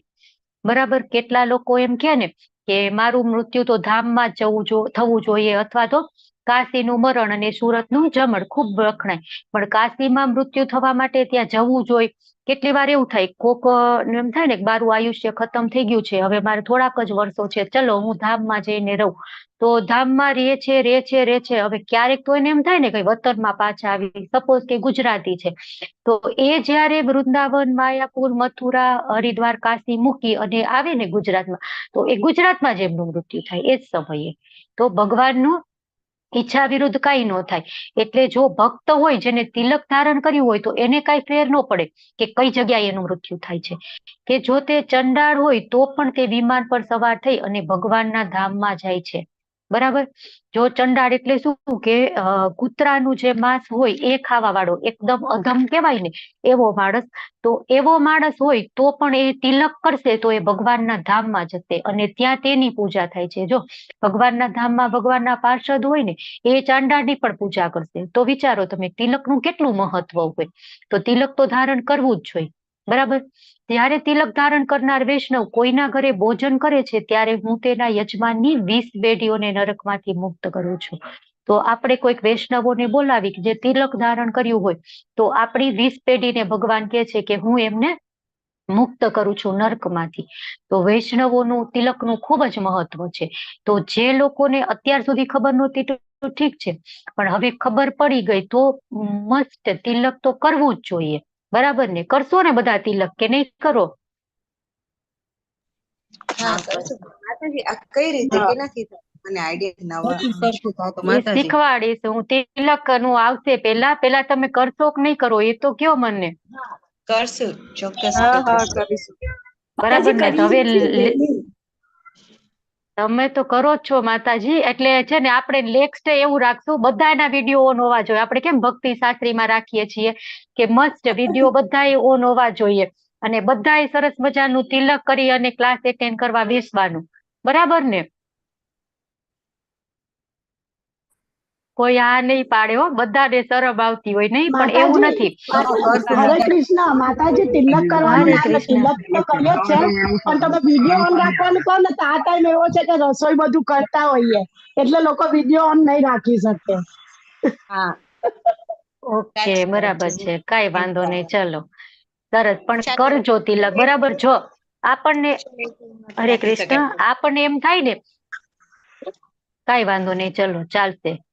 એલાવ માતાજી, તમને આપણે બધાને, બરાબર? કેમ કે અટેન્ડન્સ લઈએ ને તેમ તમારી એકવાર વિડીયો ઓન કરી તિલક જોઈ લેવાના, પછી ભલે ઓફ કરી દે. હા, બરાબર છે. શરૂઆતમાં બધાએ 5-10 એ મિનિટ વાત ચાલુ બરાબર છે. રાખવાનું, આપણે એવું રાખી. હા, એટલે એ હું વાત જોઈ લઉં બરાબર તિલક છે કરેલું છે કે માતાજી. નથી કર્યું, બરાબર ને? આપણે એવું રાખશું. ચલો, તો શું છે કે આપણે શું વાત હતી, તિલક. તો આપણે છે ને ક્યારેક એવું હોય કે અમુક ઓફિસમાં કે અમુક ફર્મમાં કે એમાં તિલક એલાવ ન હોય, બરાબર? અથવા તો કોઈક લોકો શરૂઆત જ છે, હજી ઇસ્કોન સાથે જોડાયા છે, તો એને તિલક કરવામાં શરમ આવે છે કે બધા પૂછશે મને. આમ શરૂઆતમાં તો બધા હેરાન કરતા હોય, કેટલા મસ્તી મજાક પણ કરતા હોય કે આજ બહુ મોટા ભક્ત થઈ ગયા. તો આપણે શરૂઆતમાં કેવું કરી, સિમ્પલ પાણીથી તિલક કરી શકો, અથવા તો સિમ્પલ એકદમ આછું દેખાય નહીં એવું તિલક કરી શકો, બરાબર? પણ ધીમે ધીમે તમે તિલક કરશો ને તો પછી તમને પેલું ગોપીચંદન વાળું તિલક કરવાની ઈચ્છા થશે, તમારા મનમાંથી એમ થશે કે નહીં મારે કરવું છે, ભલે ના લોકો હસતા હોય, કઈ વાંધો નહીં, બરાબર? એટલે ગોપીચંદન નું પણ ખૂબ મહત્વ છે. જોઈએ આપણે, જો કે ભૂતકાળમાં જો કોઈ સેંકડો પાપ કર્યા હોય તો પણ જો વ્યક્તિ ગોપીચંદન નું તિલક ધારણ કરે તો યમરાજ તેને લઈ શકતા નથી. જો હરિબોલ, કે ગોપીચંદન નું ખાલી તિલક કરીએ તો ગમે એટલા એમ કે ને પાપીમાં પાપી માણસ છે તો પણ ગોપીચંદન નું તિલક કરે તો એ યમરાજના ક્ષેત્રમાંથી જતો રહેશે. અને યમદૂતો, તો યમરાજ જ ન આવે તો પછી યમદૂતોનો સવાલ જ નથી. તો જો એક પાપી છે એ દરરોજ ગોપીચંદન તિલક પહેરે તો પણ એ કૃષ્ણના પરમધામ ગોલોકમાં જાય, જે ભૌતિક દુનિયાની બહાર છે. પણ તિલક કરવા પાછળનો ભાવ કેવો હોવો જોઈએ? કૃષ્ણને અર્પણ છે મારું આખું બોડી, એ રીતના ભાવથી આપણે તિલક કરીએ ને તો આપણે ભગવાનના ધામમાં જશું, બરાબર? આમાં એમ લખેલું છે, ગમે એટલો પાપી હોય ને તિલક કરી દે ભગવાનના ધામમાં જાય.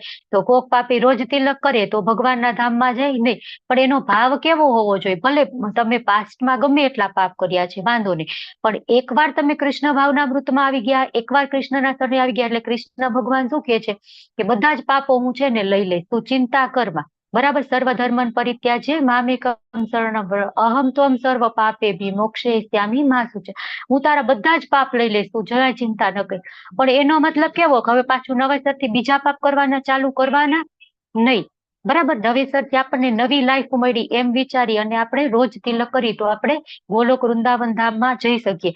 જો અહીંયા પર્ટિક્યુલર શબ્દ વાપર્યો છે ને ગોપીચંદન, તો ગોપીચંદન છે ને એની બે કથા છે. ગોપીચંદન એટલે શું કે આપણે દ્વારકા નજીક ગોપી તળાવ છે ને, એ ગોપી તળાવમાં જે તળાવનું તળિયું હોય ને ત્યાંથી એકદમ એવી પીળા કલર જેવી માટી મળે છે, એની લાકડી અથવા તો એની ગોળ, એવું એવું આપણે છે ને એને કરતા હોય, એને ગોપીચંદન કહેવાતું હોય. તો ભગવાન જયારે આ ધરાતલ ઉપરથી જતા રહ્યા ને એમની લીલા પૂરી કરી અને એમના ધામમાં ગોલોક વૃંદાવન, તો પાછળ જેમની પટરાણીઓ હતી ને એ બધી અહીંયા જ હતી દ્વારકામાં. તો હવે એમને બધાને ભગવાનનો વિરહ થવા માંડ્યો હોય કે હવે ભગવાન અમે શું કરીએ? તો એક સમયે વિરહ એટલો વધી ગયો ને કે બધી ગોપીઓએ એમના શરીરનો ત્યાગ કરી દીધો.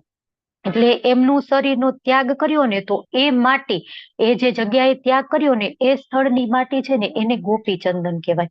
અને એક બીજી એવી કથા છે, એક વખત ભગવાનને માથું દુખતું હતું, આ તમે બધા સાંભળી હશે કદાચ. તો ભગવાનને માથું દુખતું હતું ને તો નારદજી ભગવાનના શાશ્વત ભક્ત ત્યાં આવ્યા. એ કે ભગવાન હું શું કરું તમારા માટે, તમને આટલું માથું દુખે છે? તો કે મને છે ને કે કોઈ ભક્તના ચરણની રજૂ માથે લગાડીશ ને તો મને માથું દુખતું મટી જશે. એટલે નારદજીને કે તમે આપો ને, તો નારદજી કે નહીં, હવે આપણા ચરણની રજ હોય કે ભગવાનને માથે આપણે થોડા લગાડવા દઈએ, બરાબર? આપણે ન દઈએ ને તો નારદજી ના પાડે છે કે ના ભગવાન કે તમે શું વાત કરો, મને તો નર્ક મળશે કે મારા ચરણની રજ તમારા માથે લગાડું કે હું નહીં દઉં. તો કે તો તમે કોઈ ગોતો કે તો કે એવા ભક્ત હોય કે જેથી ચરણ રજ હું લગાડું મને માથું ઉતરી જાય, શુદ્ધ ભક્ત. એટલે એના રાણીઓ પાસે ગયા, બીજા બધા ઋષિઓ પાસે ગયા, કેટલાય બધા ભગવાનના ભક્તો હોય ને એ બધા પાસે ગયા, તો કોઈ આપી નહીં, બધા ના પાડે. હવે નારદજી કે હવે ક્યાં જાવ, તો કે ગોપીઓ પાસે જાવ. પછી વૃંદાવન વ્રજમાં ગયા ગોપીઓ પાસે. તો ગોપીઓએ પૂછ્યું અમારા ભગવાન કેમ છે, આમ તેમ. તો કે એક છે તો બધું બરાબર, પણ કે ભગવાનને માથું દુખે છે. તો ગોપીઓ તો એકદમ આમ થઈ ગઈ આકુળ વ્યાકુળ. એ કે ભગવાનને માથું દુખે છે કે ન હોય, કે અમે શું કરી શકીએ, કઈ રીતે માથું ઉતરશે, જલ્દી કયો તમે. તો કે એમના શુદ્ધ ભક્ત હોય ને એની ચરણ રજ આપે ને ભગવાન લગાડશે ને તો માથું મળશે. તો ગોપીઓ કે તો અમારી ચરણ રજ ચાલશે? તો કે હા ચાલશે. તો તરત એ તો આમ મુખે ખંખેરીને આખું આમ ખોબા ભરીને દેવા માંડી. તો નારદજીને શું થયું કે આ તો અજ્ઞાની છે ને, આને ખબર નથી. એટલે કે તમને ખબર છે કે આ તમારી રજ માથે રાગડશે ભગવાન તો તમને નર્કમાં વાસ મળશે, કે તમે નર્કને મેળવશો. તો ગોપીઓ કે કાંઈ વાંધો નહીં, કે ભગવાનને એક ક્ષણ માટે પણ સુખ મળતું હોય ને, ખુશી મળતી હોય ને, તો એ અમે આપી દેશું, વાંધો નહીં. તો પછી એ છે ગોપી એવી રીતના આપે છે ને ભગવાનને નારદજી જઈને આપે તો એ માથે લગાડે છે. અને માથે લગાડતા લગાડતા જે નીચે ઢોળાય છે ને ધૂળ, એ બધી છે એ ગોપી ચંદન. તો ગોપી ચંદન થી તિલક કરવાનું ખૂબ મહત્વ છે, બરાબર? તો એ આપણે કરવું જોઈએ. પછી ઓ મહારાજ અમરીશ, સૌથી મોટા પાપ કર્મોથી મુક્ત થવા માટે જે વ્યક્તિ ગોપીચંદન સાથે તિલક કરે છે તેને જ જોવો. જો ગોપીચંદન કરવાનું તો મહત્વ છે જ, પણ આપણે એવા જ વ્યક્તિને જોવું જોઈએ જેને ગોપીચંદન થી તિલક કર્યું હોય. અત્યારે તો ઇમ્પોસિબલ છે ને, આપણે આખા દિવસમાં કદાચ એકાદ માણસ એવું મળી જાય કે એને તિલક કર્યું હોય ગોપીચંદન થી, બાકી તો મળે જ નહીં. તો એ જ કળિયુગનો પ્રભાવ છે. ધીમે ધીમે કળિયુગ આવતો જાય ને એમ એ બધું છે એ ઘટતું જાય. પછી તિલક સમયે તિલક કેમ કરવું જોઈએ પેલા એ કહું છું કે એક આવડી છે ને ગોપીચંદન ની સ્ટીક આવે છે, બરાબર? આટલી મોટી આપણે શું કહીએ એને, લાકડી, બરાબર? ગોપીચંદન ની. તો હવે એ લાકડી છે ને એવી રીતના આપણે જમણા હાથથી પકડવાની અને ડાબા હાથમાં આમાં થોડુંક પાણી લેવાનું, 3-4 ટીપા જેટલું. પછી એમાં દેખાય છે તમને? હરે કૃષ્ણ. હા માતાજી દેખાય છે. હા દેખાય છે. ઓકે, સરસ. તો પછી એમાં થોડુંક પાણી લઈ અને પછી આપણે એમાં પેસ્ટ બનાવી દેવાની. અને એ પેસ્ટ છે ને એકદમ આમ જાડી પણ નહીં અને એકદમ પાતળી પણ નહીં, એવી આપણે કેવું ઢોસાનું બેટર હોય ને એ ટાઈપની એટલી આમ બનાવવાની, અને એકદમ સોફ્ટ બનશે, બરાબર? પછી આ આપણી તર્જની આંગળી જમણા હાથની, બરાબર? રિંગ ફિંગર, આમાંથી આમ લઈ અને આવી રીતે આમ તિલક કરવાનું આમ. એટલે આ છે ને આંગળી, એમાં થોડુંક પ્રેશર આપશો ને એટલે વચ્ચેથી ક્લીન થઈ જશે, ખાલી આજુબાજુ જ લાઈન થશે. આખી આંગળી ગોપીચંદન વાળી છે, બરાબર? છતાં પણ આપણે વચ્ચે પ્રેશર આપીએ ને આમ થોડુંક આમ સ્કિન ખેંચવી પડે એટલે વચ્ચેથી ક્લીન થઈ જશે અને આજુબાજુમાં લાઈન થશે. જો શરૂઆતમાં આપણે પ્રેક્ટિસ હોય ને તો એક કોટનનું કપડું રાખવાનું અને એ પછી આમ હાથમાં લઈ અને એનાથી આ વચ્ચેનો ભાગ છે ને એ ક્લીન કરી નાખવાનો. જો પ્રભુપાદ જેમ કે છે તિલક છે ને એકદમ સરસ થવું જોઈએ, કેમ કે વિષ્ણુ ભગવાનના પગ છે. જો આપણે પ્રોપર તિલક ન કરીએ ને તો એમાં પણ અપરાધ લાગે, બરાબર? એટલે આપણે છે ને ધીમે ધીમે પ્રેક્ટિસ કરવાની અને શીખવાનું. અને ન આવડે ને તો એવું ઇન્સ્ટ્રુમેન્ટ પણ આવે છે કે આપણે એને આમ કરી અને પછી અહીં લગાડી દે એટલે ડાયરેક્ટ આ છે એ થઈ જાય, યુ આખો થઈ જાય. પછી અહીંયા નીચે તુલસી પત્ર કરવામાં બીજી વખત પાછું આ આંગળી લઈ અને ગોપીચંદનમાં બોળી અને અહીંયા નીચે આમ પેલા થોડુંક ગોળ કરવાનું આવી રીતના, અને પછી આમ ખેંચી લેવાનું. એટલે અહીંથી આ છે ને એ આમ પાંદડાની ટીપ હોય ને એ શેપનું થશે, બરાબર? તો એવી રીતના આપણે પ્રેક્ટિસ કરીએ એટલે આવડી જાય. પ્રેક્ટિસ કે મેન પરફેક્ટ, બરાબર? તો આપણે એવી રીતના પરફેક્ટ બની શકીએ. પછી તિલક કરીએ તો કયા મંત્ર બોલવાના? ચલો, એ તો બધાને આવડે છે, બરાબર ને? ઇનિશિયેટ ડિવોટી કોણ બોલશે? હરે કૃષ્ણ. બોલું માતાજી? બોલો, ચલો. હરે કૃષ્ણ. કોણે હેન્ડ રેઝ કર્યો છે? લીલા મોહિની માતાજી. હરે કૃષ્ણ, બોલો. હરે કૃષ્ણ માતાજી, બધા બોલું ને? ઓમ હા, બોલો, કેશવાય ચલો. નમઃ, ઓમ નારાયણાય નમઃ, ઓમ માધવાય નમઃ, ઓમ ગોવિંદાય નમઃ, ઓમ વિષ્ણવે નમઃ, ઓમ મધુસૂદનાય નમઃ, ઓમ ત્રિવિક્રમાય નમઃ, ઓમ વામનાય નમઃ, ઓમ શ્રીધરાય નમઃ, ઓમ ઋષિકેશાય નમઃ, ઓમ પદ્મનાભાય નમઃ, ઓમ દામોદરાય નમઃ, ઓમ વાસુદેવાય નમઃ. હરી બોલ, ખૂબ સરસ. તો 13 તિલક આપણે આખા બોડી પર કરવાના હોય છે. ક્યાં કયું તિલક કરવું એ પિક્ચરમાં પણ બતાવેલું છે અને અહીંયા લખેલું પણ છે. તો અહીંયા કપાળ ઉપર કેશવાય નમઃ, પછી ઉદર ઉપર એટલે નાભી છે ને ત્યાં કરવાનું હોય નારાયણાય નમઃ, પછી છાતી પર અહીંયા માધવાય નમઃ, પછી અહીંયા કંઠમાં ગોવિંદાય નમઃ, પછી દાઈ કમર, દાઈ એટલે જમણી બાજુ, તો હવે જમણી બાજુથી કમરમાં વિષ્ણવે નમઃ, પછી અહીંયા બાહે ઉપર એટલે અહીંયા આ જે ફોરઆર્મ પતે ને ત્યાં અહીંયા, તો અહીંયા મધુસૂદનાય નમઃ, પછી અહીંયા કંધા ઉપર અહીંયા જોઈન્ટ છે ને ત્યાં ત્રિવિક્રમાય નમઃ, પછી એવી જ રીતના અહીંયા બાઈ બાજુ એટલે ડાબી બાજુ કમરમાં વામનાય નમઃ, મ અડધો છે અહીંયા વામનાય નમઃ, બરાબર. પછી એનુંય મહત્વ છે, બરાબર, આપણું પ્રોનાઉન્સિએશન પ્યોર થવું જોઈએ. વામનાય નમઃ એમ છે, વામનાય નમઃ એમ નથી. પછી બાઈ બા ઉપર શ્રીધરાય નમઃ, અહીંયા કંધા ઉપર ઋષિકેશાય નમઃ, પછી પાછળ ગરદન ઉપર પદ્મનાભાય નમઃ અને પાછળ કમરની નીચે દામોદરાય નમઃ. આપણને ખબર છે કે દામોદર ઉદર એટલે કમર, બરાબર, એટલે દામોદરાય નમઃ. એવી રીતના 13 તિલક કરવાના. હવે હેન્ડબુકમાં થોડુંક આપેલું છે. હરે કૃષ્ણ, બોલો. હા માતાજી, મારે એક પ્રશ્ન હતો, એ પછી પૂછું કે અત્યારે પૂછી લઉં? પછી રાખીએ ને આપણે ક્વેશ્ચન આન્સર સેશનમાં, નહીતર પતે નહીં. આજ ઓલરેડી ઓવર ટાઈમ થઈ ગયો છે. આજે થોડુંક અડધી કલાક વધારે થાય તો માફ કરજો મને, કેમ કે આજે ઘણું બધું લેન્ધી ચેપ્ટર છે અને ઘણું બધું શીખવાનું પણ આમાં છે, એટલે હું થોડોક વધારે ટાઈમ લઉં છું, બરાબર. તમારી બધાની ક્ષમા પ્રાર્થી છું. બને ત્યાં સુધી જલ્દી પતે એવી ટ્રાય કરીએ. તો એક સ્ટુડન્ટ હેન્ડબુક છે, એમાં લખેલું છે કે તિલક વિશે ગાઈડન્સ છે. તો બાથરૂમમાં તિલક કરવું ન જોઈએ. જો કેટલાય લોકોને એવી ટેવ હોય, ત્યાં મિરર હોય ને વોશ બેસીને હોય તો ત્યાં જઈને તિલક કરે, તો બાથરૂમમાં ન કરવું જોઈએ. પછી 13 ભાગ પર તિલક કરવું, આપણે ક્યાં ક્યાં કરવું એ જોયું. હવે ગોપીચંદન થી કરવું, જો એનાથી શરમ આવે તો રાફડાની માટી, કીડીના દરની માટી, હળદરનું પાણી અથવા તો સાવ પ્લેન પાણી, એનાથી તિલક કરી શકાય. હવે તિલક વગરનું શરીર છે એ આપણું જીવતું જાગતું સ્મશાન છે. તો હંમેશા આપણું માથું છે એ તિલક વાળું હોવું જોઈએ. આપણે રોજ તિલક કરવું જોઈએ અને એક એવી ક્ષણ ન હોવી જોઈએ જ્યારે આપણું માથા પર તિલક નથી. કેટલી વખત માતાજીને એવું ટેવ હોય ફેસ વોશ કરી અને પછી સૂઈ જાય, તો ફેસ વોશ કરે તો તિલક નીકળી જાય, તો રાત્રે પણ ફરીથી તિલક કરવાનું, બરાબર. કેમ કે છે ને રાત્રિનો સ્વભાવ તમો ગુણી છે અને એમાં જે તમો ગુણની શક્તિઓ છે ને એ બધી વધારે જાગૃત થઈ જાય. એટલે રાત્રે તો આપણે જયારે ભક્તિમાં આગળ વધીએ ને ત્યારે ખાસ ધ્યાન રાખવાનું, કંઠી પ્રોપર હોવી જોઈએ, તિલક પ્રોપર હોવું જોઈએ, બરાબર. તો રાત્રે પણ આપણે તિલક કરવાનું. પછી ગોપીચંદન નું તિલક કરે તેને રોજ પવિત્ર નદીમાં નાહવા જેવું ફળ મળે. ફળ શું મળે તિલક કરવાથી?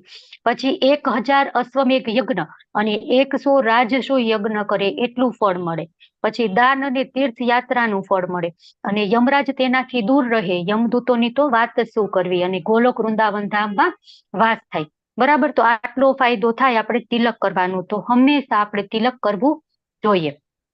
પછી તુલસી માળા, તો કોઈક છે એ પ્રભુપાદને પૂછે છે કે પ્રભુપાદ તમે આ ગળામાં આવું બધું શું પહેર્યું છે, કે આ શું છે? તો પ્રભુપાદ એમને શું કહે છે એ કે આ તુલસી માળા છે, કે કંઠી છે. પણ કે જો શેરીનો કૂતરા હોય, બરાબર, તો એને કઈ એવું કંઠી ન હોય પહેરેલી, પણ જે કૂતરો પાલતું હશે, પેટ હશે કોઈકનો, બરાબર, તો એને એક સરસ બેલ્ટ પહેરાવ્યો હોય છે. તો એ છે એ કે છે કે અમે અમારા માલિક છે કૃષ્ણ ભગવાન, એટલે અમે એના શું કહેવાય પાલતુ કૂતરા છીએ, એટલે અમે અહીંયા કંઠી પહેરેલી છે. એટલે જો શેરીનો કૂતરો હોય ને એમાં અને પેટ હોય એમાં બંનેમાં ફેર હોય. જો પેટ જે આપણે પાડેલું હોય ને એ અમુક નિયમોને ફોલો કરતા હોય, કે આ જગ્યાએ સૂસુ નહીં કરવાનું, પીપી નહીં કરવાની, કે આ જગ્યાએ પોટી નહીં કરવાની, જે તે વસ્તુઓ જે પડેલી છે એ ખાવાની નહીં, બરાબર. અને એમ આપણે કેમ ટ્રેનિંગ આપેલી હોય, સીટ ડાઉન એમ કહી તો સીટ ડાઉન થઈ જાય, સ્ટેન્ડ અપ કહી તો એ ઊભો થઈ જાય, બહાર જવાનું કહી તો માને. એવી જ રીતના આપણે આ છે એ કંઠી પહેરેલી છે ને, એટલે આપણે પણ ભગવાનના પાડુતા કે આપણે જે તે ખાતા નથી, જે તે જગ્યાએ જાતા નથી, અમુક આપણા રૂલ્સ છે એ જ ફોલો કરી છીએ, ભગવાનનું માનીએ છીએ, બરાબર. તો એવી રીતના આપણે પ્રતીક છે વૈષ્ણવોનું, કે આપણા કોક માલિક છે એનું. તો કંઠી ગળામાં પહેરેલી હોય ને તો આપણું મૃત્યુ થાય ને તો આપણે છે એ યમદૂતો આપણને લેવાનું આવે, વિષ્ણુદૂતો આવે અને આપણે ગોલોક વૃંદાવન ધામમાં જઈએ. જો એટલે જ આપણા કોઈક એકદમ રિલેટિવ નું મૃત્યુ થાય ને તો અમુક વૈષ્ણવ હોય ને તુલસી મહારાણીની નાનકડી આટલી સુકાયેલી ડાળખી લઈને જાય. પછી એમનો જયારે અગ્નિ સંસ્કાર થતો હોય ને તો ત્યાં ઈ સાથે બાળે. તો તુલસી સાથે બળે ને એમની તો એમનો છે એ સારી ગતિ થાય. પછી કર્મ નો સિદ્ધાંત છે એ તો છોડવાનો જ નથી, પણ વૈષ્ણવો છે એ એની સુકૃતિ આપે. એટલે થોડોક એને પેલું શું કહેવાય એટલું એને હેરાન ન થવું પડે, પણ ભવિષ્યની એની સારી ગતિ થાય. પછી એક દિવસ કેવું હોય છે કે એક ભક્ત હોય છે ને એ ભક્ત નથી હોતો, આમ ભૌતિક માણસ હોય છે. તો એ આવી રીતના ક્યાંકથી સાંભળી લે છે કે તુલસી માળા ધારણ કરી તો આમ થાય તેમ થાય, એટલે તુલસી માળા ધારણ કરી લે છે. હવે એની કર્મો એવા નથી કે ભક્તિ નથી. તો એક દિવસ ગાડામાં જતો હોય ને તો યમરાજ એનો સમય થઈ જાય, યમનું તેડું આવે. તો યમરાજ કે આને તો કંઠી ધારણ કરેલી છે, હવે હું આને કઈ રીતના લઈ જઈ શકું, કે આવું તો કેમ કરું, કે આ તો વિષ્ણુદૂતના ક્ષેત્રમાં આવી ગયો, પણ કર્મ પ્રમાણે તો એ વિષ્ણુદૂત વિષ્ણુના ધામમાં જવા માટે લાયક નથી. પછી શું કરે છે, એકદમ આમ એનું ગાડું હોય ને ઉછાળે છે. તો ગાડું ઉછળે ને એના ભેગો એ જમ્પ થાય, એટલે એની કંઠી માળા છે એ એક ઝાડ હોય એના ડાળખીમાં અટકાઈ જાય અને એ કંઠી માળા તૂટી જાય. અને પછી એ ભક્તનું એ યમરાજ છે એ લઈ જાય છે. તો એટલી કંઠી માળામાં શક્તિ છે. બરાબર. હવે કંઠી માળા પહેરવી કેમ જોઈએ? જો તમારી દીક્ષા થઈ ગઈ છે તો તમારે 3 રાઉન્ડ પહેરવાના, જપમાં ગળામાં 3 રાઉન્ડ, બરાબર. અને જો નથી થઈ દીક્ષા તો 2 રાઉન્ડ પહેરવાના. અને આ કંઠી છે તો કંઠમાં પહેરવાની. ઘણા લોકો છે ને પહેરે ને તો એકદમ આમ ચેનની જેમ લાંબી પહેરે, કે દેખાય જ નહીં કોઈને, બરાબર. તો એવું નહીં, કંઠી છે તો કંઠને અડવી જોઈએ, એટલે તેનું નામ કંઠી છે ને. તો કંઠને જ અડે નહીં તો શું કામનું, એટલે એ રીતે આપણે પહેરવાનું. હવે એનું મહત્વ શું છે, તો તુલસી કંઠીને અડીને આપણે જે સ્નાન કરીએ તો એ પાણી આવશે, તો એ બધી જ નદીમાં આપણે સ્નાન કર્યું છે એનું ફળ આપણને પ્રાપ્ત થશે. પછી ભગવાનના મહાન ભક્ત છે ને તુલસી મહારાણી, તો આપણને એનું એસોસિએશન મળશે. આપણને એમ થાય ને એકલા ભક્તિ થોડા થાય, એકલા આપણે ભક્તિમાં ટકી ન શકીએ, પણ તુલસી મહારાણી સ્વયં સાક્ષાત એનું એસોસિએશન આપણે પૂરું પાડે છે. તો આપણે બીજા એસોસિએશનની શું જરૂર પડે, બરાબર. પછી દીક્ષા થઈ ગઈ હોય તો 3 રાઉન્ડ, અને ન થઈ હોય તો 2 રાઉન્ડ. અને તુલસીના સ્પર્શ માત્રથી આપણા બધા જ પાપો છે એ ધોવાઈ જાય છે અને ભગવાનને પામવાનો રસ્તો સરળ થઈ જાય છે. જો તુલસી પહેરેલ હોય તો આપણું આકસ્મિક મૃત્યુ થતું નથી. પછી સ્કંદ પુરાણમાં આગળ કીધું છે કે જો કદાચ આકસ્મિક મૃત્યુ થાય તો પણ વિષ્ણુદૂતો આવે આપણને લેવા માટે, સ્વયં યમદૂતો ન આવે. અને ક્યારેય આપણે કાઢવી જોઈએ નહીં, રાત્રે પણ નહીં. કેટલી વાર આપણને એમ થાય ને કે રાત્રે આમ નવી લીધી હોય ને તો આમ થોડીક હાર્ડ હોય, એકદમ આમ સોફ્ટ ન થઈ હોય, થોડી કડક રહેતી હોય, તો કાઢીને મૂકી દે. તો એવું નહીં, રાત્રે કાઢીને મૂકી દે ને એ જ રાત્રે આપણું મૃત્યુ થાય તો, બરાબર. ખબર તો છે નહીં ક્યારે થવાનું છે. તો આપણે ક્યારે પણ કાઢવી ન જોઈએ. હંમેશા 24/7 આપણે ગળામાં ધારણ કરેલી જ હોવી જોઈએ. પછી પદ્મ પુરાણમાં શું કહે છે કે કંઠી તિલક એ વૈષ્ણવ કહેવાય, જેને કંઠીની તિલક ધારણ કર્યું છે એ જ વૈષ્ણવ કહેવાય. અને એની ઉપસ્થિતિથી બધી જગ્યાઓ પવિત્ર થઈ જાય. તીર્થી કુર્વંતી તીર્થાની, કે જ્યાં વૈષ્ણવ જાય એ સ્થળ છે એ વૃંદાવન માયાપુર થઈ જાય.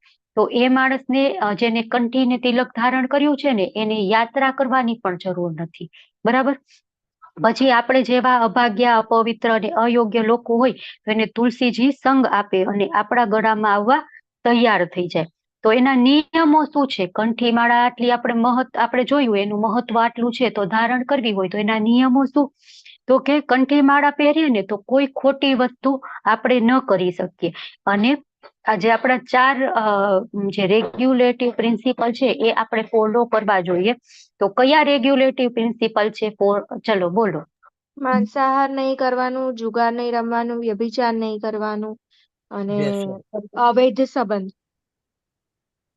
વ્યસન ઓકે, વ્યસન સરસ. ચલો, બહારનું નહીં જમવાનું. વ્યસન. હા, તો એક છે કે નો મીટ ઇટિંગ, બરાબર. માંસાહાર નહીં કરવાનું. તો એ માંસાહારમાં શું આવી ગયું? ડુંગળી લસણ પણ આવી ગયું, બરાબર. ડુંગળી લસણ છે આપણે એમ થાય ને એ તો માંસાહાર નથી, પણ ડુંગળી લસણની ઉત્પત્તિ જોઈએ ને તો એ એવી રીતના થઈ છે.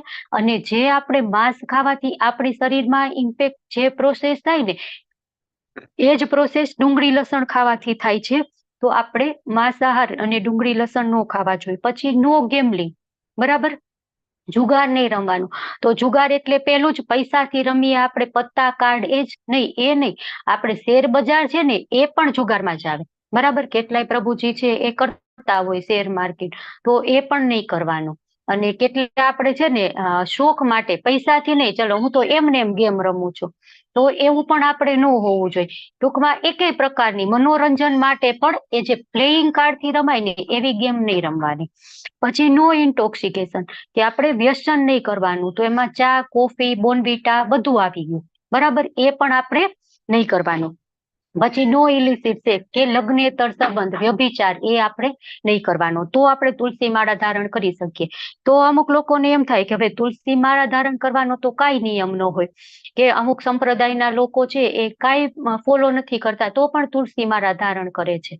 તો હવે સૂર્ય હોય તો એ બધાને પ્રકાશ આપે, બરાબર. તો એવી રીતના તુલસીજી છે એ ભગવાનના નિત્ય ભક્ત છે, એટલા પવિત્ર છે કે આપણે કાંઈ પણ ફોલો નહીં કરીએ ને તો પણ આપણે એને ધારણ કરશું તો એ આપણને એસોસિએશન આપશે, આપણને પવિત્ર કરશે, બરાબર.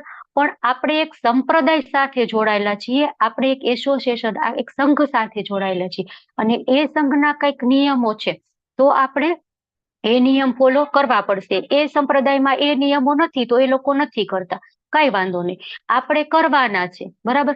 આટલું જોઈને આના મહત્વ જોઈને કેટલા લોકોને એમ થાય ને મારે તુલસી માળા ધારણ કરવી છે, તો એના નિયમો જોઈને કેટલા એમ થાય કે હા ચલો હવે તો મારે ડુંગળી લસણ મૂકવા જ પડશે, હો મને તો બહુ ઈચ્છા થઈ ગઈ છે તુલસી માળા ધારણ કરવાની. તો એ રીતે એ ડુંગળી લસણ મૂકી દેશે, વ્યસન મૂકી દેશે, જુગાર મૂકી દેશે, બરાબર.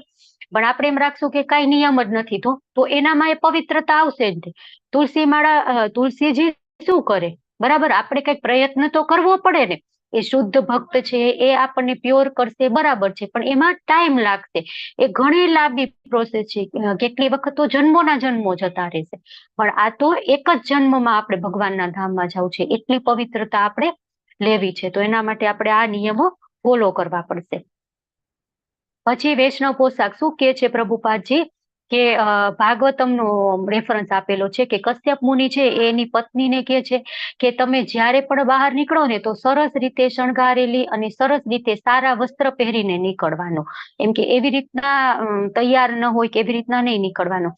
એટલે બેસ્ટ આપણે છે ને તૈયાર થઈએ, શણગાર કરીએ તો એ સ્ત્રીઓનું એક આભૂષણ છે, કે સ્ત્રીઓ છે ને તો જ સરસ લાગે. જો સાડી સરસ પહેરેલી હોય, સરસ તૈયાર થયા હોય, સરસ શિંગાર કર્યો હોય તો કેટલા સરસ લાગે. અને એની જ કમ્પેરિઝન આપણે કરીએ, મિની સ્કર્ટ પહેરેલું હોય તો ફેશનેબલ કહેવાય, બરાબર. પણ એ સ્ત્રી આપણને ગમશે નહીં જોવી, કે એ આપણને લાગશે નહીં કે નહીં આ તો આપણી ઇન્ડિયન છે, કે આપણે એમાં આપણી સંસ્કૃતિના દર્શન કરીએ છીએ.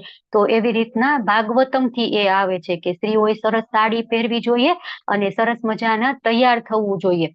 તો ત્યારે તેને સંપૂર્ણ, જ્યારે એ બહાર નીકળે બજારમાં કે શેરીમાં તો એને સંપૂર્ણ રીતે ઢાંકી એકદમ કવર, કે કોઈ પુરુષ એને ન જોઈ શકે. ઇવન આગળ એમ કે છે કે સૂર્ય મહારાજ છે ને, સૂર્ય એ પણ ન જોઈ શકવા જોઈએ. અસૂર્યા પશિયાત, કે સૂર્ય પણ ન જોઈ શકવા જોઈએ એને. ખાલી એના હસબન્ડ એને જ ખબર હોવી જોઈએ કે આનું ચહેરો આવો છે કે સ્કિન કલર આવો છે. એવી રીતના ભાગવતમમાં ત્યાં સુધી કીધું છે કે એવી રીતે સ્ત્રીઓએ તૈયાર થવું જોઈએ. અત્યારે તો આપણે જોઈએ ને મૂવીમાં ને એવી રીતના હિરોઈનો સાડી પહેરે તો પણ એ સ્કર્ટ કરતા પણ પેલી રીતના પહેરેલી હોય. તો એવું નહીં, એકદમ જો આમાં પિક્ચરમાં પાછળ માતાજી દેખાય છે ને એકદમ સરસ કવર કરેલી સાડી છે, હેડ પણ કવર કરેલું છે, તો એવી રીતના સાડી પહેરવી જોઈએ. પછી જો તમે સાડી પહેરી શકો તો વધુ સારું, તમે તો જાદુરાની પાસેથી શીખી શકો છો. તમારે એક સરસ છોકરીની જેમ રહેવું જોઈએ. પહેરવેશ અને દેખાવે સમાજનું સામાજિક સંમેલન છે. પ્રભુપાદને પત્ર, માધવીલતા, મોન્ટ્રીયલ, 20 જૂન 1968. તો પ્રભુપાદજી શું કે છે કે સાડી પહેરવી એ જ બેસ્ટ છે. જો તમને નથી આવડતું તો કોઈક પાસે શીખો, બરાબર. ઇવન જો જયારે પ્રભુપાદજી ત્યાં ગયા ને તો હિપીસ બધા હતા, તો એને સાડી પહેરતા થોડા આવડે એ બધાને, બરાબર. તો એ પ્રભુપાદજી પોતે સાડી ડ્રેપ કરીને શીખવાડતા હતા કે આવી રીતના સાડી પહેરાય, આમ કરાય, તેમ કરાય, એવી રીતના. તો સાડી પહેરવી ખૂબ જ જરૂરી છે. પછી પ્રભુપાદજી કહે છે કે હા, તેના બદલે આ છોકરીઓ જ્યારે તેઓ ભારતીય રીતે પહેરે છે ત્યારે સુંદર લાગે છે. તમારે કબૂલ કરવું પડશે કે જે હિપ્પીઝમાં હતી બધી અમેરિકન કે અંગ્રેજો કે એ બધા, કે એને એવા જીન્સ ને ટી શર્ટ ને એવું પહેરેલું હતું, શોર્ટ્સ પહેરેલા હતા, તો એ સાડી પહેરે તો સુંદર લાગે, પ્રભુપાદજી કે છે. બરાબર, ભગવાનના ભક્તો એ વખાણ કરે તો રિયલમાં એટલા સુંદર લાગતા હોય ને. આપણે જોઈએ કે અત્યારે આપણે ઉત્સવ હોય ને વૃંદાવનમાં, માયાપુરમાં, તો ફોરેનર બધા ભક્તો હોય, એકદમ સરસ સાડી પહેરેલી હોય, ગોપી ડ્રેસ પહેરેલો હોય, એટલા સરસ લાગતા હોય ને કે આપણે એમ વિચારી જ ન શકીએ કે આ એ જ ફોરેનર છે કે જે એક સમયે આવા શોર્ટ્સ બધા વસ્ત્ર પહેરીને ફરતા હતા. પછી વૈષ્ણવ પોશાક, તેથી આપણે મુંડન માથાવાળા તરીકે ઓળખાવું જોઈએ. તો ઇસ્કોનના ડિવોટી કેવા હોય? ક્લીન વાળ, એકદમ જો તમે જો તો એકદમ નાના નાના, હેર હોય જ નહીં, અને હોય તો એકદમ નાના નાના, એટલે લાંબા વાળ વાળા નહીં. એટલે આપણે વાળ પણ કીધું છે કે આપણે એટલા જ વાળ રાખવા જોઈએ. મહિનામાં ઓછામાં ઓછું એક વખત તમારે સ્પષ્ટપણે મુંડન કરાવવું જોઈએ. એટલે એક દિવસ છે એ મહિનામાં ફિક્સ રાખી દેવાનો કે આ તારીખે, આ તારીખે, આ તિથિ, એ દિવસે વાળમાં મુંડન કરાવી દેવાનું, એટલે વાળ મોટા થાય નહીં. એટલે એની પાછળ કેવું કારણ છે કે વાળ ધોવામાં, બરાબર, કે વાળ ઓળાવવામાં, વાળમાં તેલ નાખવામાં કેટલો બધો સમય જતો રહે. તો એના કરતા મુંડન કરાવી દે તો એવો ટાઈમ બગડે નહીં. તો આ માતાજીઓ માટે નથી, માત્ર ને માત્ર પ્રભુજીઓ માટે છે. પછી પૂર્ણિમાના દિવસે, તેજસ્વી પખવાડિયામાં, એકાદશીના 4 દિવસ પછી, મહિનામાં એકવાર, ગમે ત્યારે એક દિવસ ફિક્સ કરાવી દેવાનો અને એ દિવસે એ મુંડન કરાવી દેવાનું. પછી વૈષ્ણવ પોશાક, જ્યાં સુધી એકદમ જરૂરી ન હોય ત્યાં સુધી વ્યક્તિએ માથું મુંડાવવું જોઈએ અને વાળને લાંબા થવા દેવા જોઈએ નહીં. હંમેશા શોર્ટ હેર જ રાખવા જોઈએ. આપણે છે ને ઇસ્કોનની એક ઓળખ છે કે ધોતી કુર્તો, કંઠી તિલક અને એકદમ નાના નાના વાળને શીખા, એટલે ખબર પડી જાય કે આ જ છે. પ્રભુપાદજી એટલું આમ સટીક કીધું ને કે આવું જ આપણે હોવું જોઈએ. જો એકદમ જરૂરી હોય તો વ્યક્તિ ટૂંકા વાળ સાથે અમેરિકન સર્જન જેવા પોશાક પહેરી શકે, પરંતુ લાંબા વાળ પર પ્રતિબંધ છે. કોઈ પણ પ્રભુજી છે એ લાંબા વાળ રાખી શકે નહીં. તો લાંબા વાળ વાળો ધરાવતો મારો શિષ્ય નથી, એનું કારણ એ છે કે સિદ્ધાંતની વિરુદ્ધ છે. આપણે કીધું ને કે એક આપણે સંપ્રદાય છે, એક આપણી સંઘ છે, એના એક રૂલ્સ છે, તો એ રૂલ્સ ને આપણે ફોલો કરવા જોઈએ. તો પ્રભુપાદજીએ કીધું છે કે આટલા જ વાળ રાખવાના, તો આપણે એટલા જ વાળ રાખવાના, એનાથી વધારે લાંબા રાખવાના નહીં. જ્યાં સુધી એકદમ જરૂરી ન હોય ત્યાં સુધી વાળ ટૂંકા રાખવા, અને જો જરૂરી હોય તો ટૂંકા વાળ વાળા અમેરિકન સજ્જન જેવો પોશાક પહેરી શકે. જો અમેરિકન સજ્જન જેવો પોશાક પહેરશો તો ચાલશે, પણ વાળ તો ટૂંકા જ રાખવાના, બરાબર. અને માતાજી માટે સેમ એવું કે એમને સાડી પહેરવાની, એમને વાળનું એવું કઈ નથી, પણ સાડી પહેરવાની. જો સાડી પહેરીએ ને તો આપણે મંદિરમાં જાય તો ઘણી બધી સેવા હોય કે માળ, આપણે ભગવાન માટે હાર બનાવવાના, તુલસી માટે હાર બનાવવાનો, 56 ભોગ બનાવવાના, ભગવાનની બીજી બધી સેવા હોય. તો જો સાડી પહેરીએ ને તો જ મળે, નહીતર એક પણ સેવા કરવા મળે નહીં. તો જેમ આપણે સેવા નહીં કરીએ ને એમ આપણામાં શરણાગતિનો ભાવ નહીં આવે, એમ આપણે ભગવાનની નજીક નહીં જોઈએ. પહેલું આપણું શરૂઆત જ ક્યાં થાય? સેવાથી. જો આપણામાં સેવા ભાવ નથી ને આપણે 16 ના બદલે 22 રાઉન્ડ કરીએ, 32 રાઉન્ડ કરીએ તો પણ એનું કઈ મહત્વ નથી. જેમ જપ કરીએ ને એમ આપણામાં સેવા ભાવ આવે, અને જેમ આપણે સેવા કરતા જઈએ ને, સાડી પહેરવી ખૂબ જરૂરી છે. હવે સામાન્ય રીતે ગૃહસ્થ પુરુષો માટે સફેદ અને સ્ત્રીઓ માટે રંગબેરંગી સાડીઓ પહેરે છે. યજ્ઞો વગેરે કરતી વખતે પીળા વસ્ત્ર પહેરી શકીએ, જે શુભ માનવામાં આવે છે. એ ભારતમાં આપણા ગૃહસ્થ ભક્તો પુરુષો બધા સફેદ વસ્ત્ર પહેરે અને તેઓ બધા ખૂબ જ સુંદર દેખાય. તો ગૃહસ્થે સફેદ પહેરવાના. પેલા જયારે બાળક હોય ને, બ્રહ્મચારી આશ્રમમાં હોય તો પેલા ગુરુ મહારાજના આશ્રમમાં જતા રહે, અથવા તો આપણા મંદિરમાં રહેતા હોય તો એ વ્હાઈટ જ ધોતી કુર્તા પહેરતા હોય. પછી એ અમુક ઉંમર થાય ને, 25 થી ઉપર થઈ જાય, પછી એ પ્રભુજી એમ વિચારે કે મારે મેરેજ કરવા છે, તો એ કલરફુલ વસ્ત્ર એ વ્હાઈટ ને વ્હાઈટ રાખે. પછી જયારે મેરેજ થઈ જાય પછી વ્હાઈટ પહેરે અથવા તો કલરફુલ પહેરી શકે. અને જે બ્રહ્મચારી છે એ એમ વિચારે કે મારે હવે બ્રહ્મચારી જ રહેવું છે, મારે બ્રહ્મચારી વ્રતનું પાલન કરવું છે, તો એ પછી છે એ સેફરોન પહેરી શકે. એવી રીતના આપણે હોય છે. સેફરોનમાં પણ જે હોય ને એ સંન્યાસી જો એવું ન હોય, બ્રહ્મચારી હોય અને એને આજીવન બ્રહ્મચારી વ્રત ધારણ કર્યું હોય તો એ પણ સેફરોન પહેરી શકે.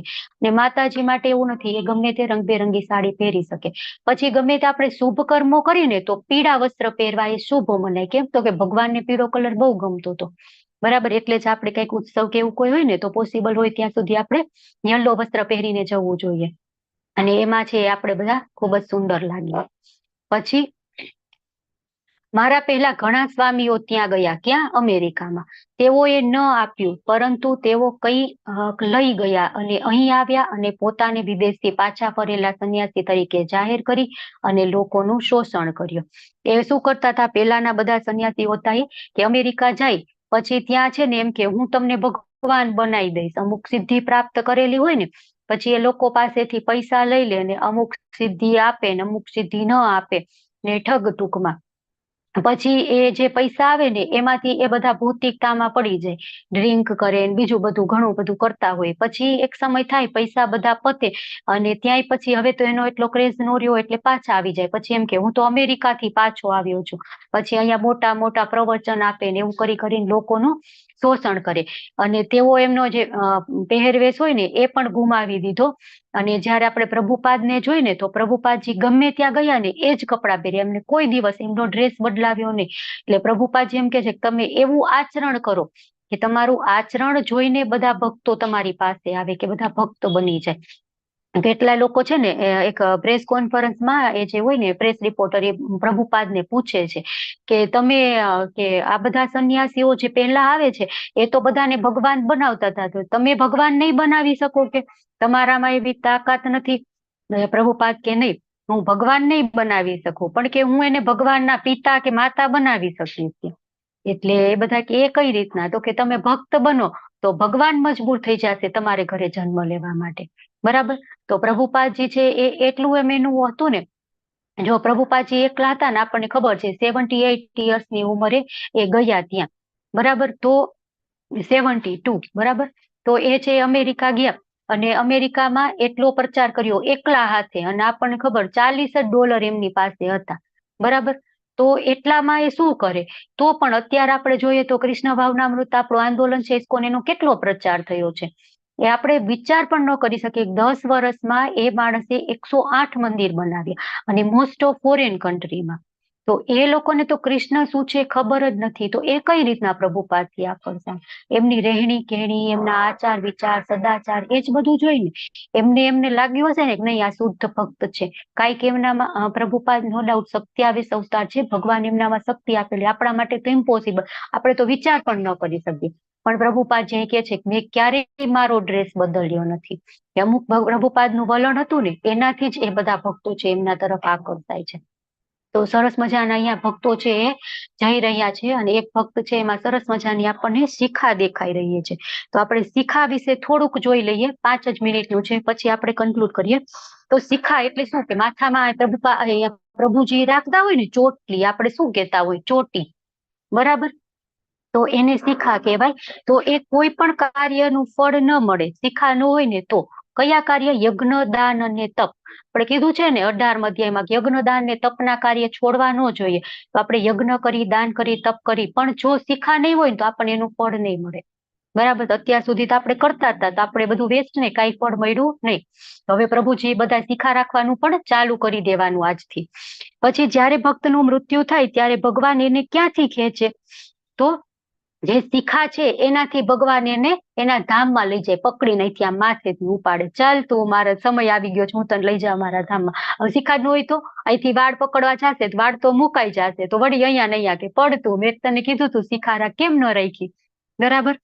પછી આત્મા છે એ 9 દ્વાર છે એમાંથી નીકળે, પણ જે ભક્ત છે શુદ્ધ ભક્ત એની આત્મા છે ને એ અહીંયા શિખાની નીચે આજ્ઞા ચક્ર હોય અહીંયા માથામાં. તો એ આજ્ઞા ચક્રમાંથી આત્મા નીકળે અને જેનું આજ્ઞા ચક્રમાંથી નીકળે ને આત્મા, તો એ માણસ છે એને ભગવાનના ધામમાં જાય. અને જે આજ્ઞા ચક્ર છે ને એની શિખા પ્રોટેક્ટ કરે, કેમ કે શિખા એટલા વાળનો ગુચ્છો હોય ને એટલે ગમે ત્યારે પડી કેમ તો એ થોડુંક ત્યાં એને સેફટી લાગે. તો માતાજીને તો પહેલેથી વાળ હોય જ લાંબા બધા. બરાબર? ચોટી તો માતાજીને એવી રાખવાની જરૂર નહીં, પ્રભુજીને હોય નહીં, તો પ્રભુજીએ રાખવી જોઈએ. પછી સ્પિરિચ્યુઅલ એન્ટેના છે કે જે ભગવાનના દિવ્ય વેવ છે ને એ કેચઅપ કરે. ઓલું આપણે પહેલાના સમયમાં કેવું હતું, એન્ટેના હોય ને અંદર ટીવી હોય, પછી એક બાર ઉભા રહે, એક વચ્ચે ઉભા રહે ટીવી પાસે, પછી પૂછે આવ્યું, વળી થોડુંક હલાવે, આવ્યું, વળી થોડુંક હલાવે, આવ્યું. પછી એક સમય એવો આવે કે એમાં ક્લીન પિક્ચર આવી જાય ટીવીમાં, એટલે કે નહીં આવી ગયું. એટલે સેમ એવું કે આપણી શિખા છે એ ભગવાનના દિવ્ય તરંગો છે ભક્તિ તરફ લઈ જતા એ કેચઅપ કરે છે. પછી શિખા બતાવે છે કે ભગવાન અમે તમારી દયા પર આશ્રિત છીએ અને તમારા સિવાય બીજું કોઈ નથી. આ એક પ્રતીક છે શેનું? ત્યાગ, વૈરાગ્ય, ભક્તિ અને સમર્પણનું શિખા. પછી ભગવાન અને જીવ અલગ છે એ પણ આપણને શિખા એનું પ્રતીક છે. પછી શિખા રાખવાથી દિવ્ય જ્ઞાન મળે છે અને હેર લોસ પણ ઓછો થાય છે. તો જે પ્રભુજીને હેર લોસ થતો હોય એને પણ શિખા રાખવી ખૂબ જરૂરી છે.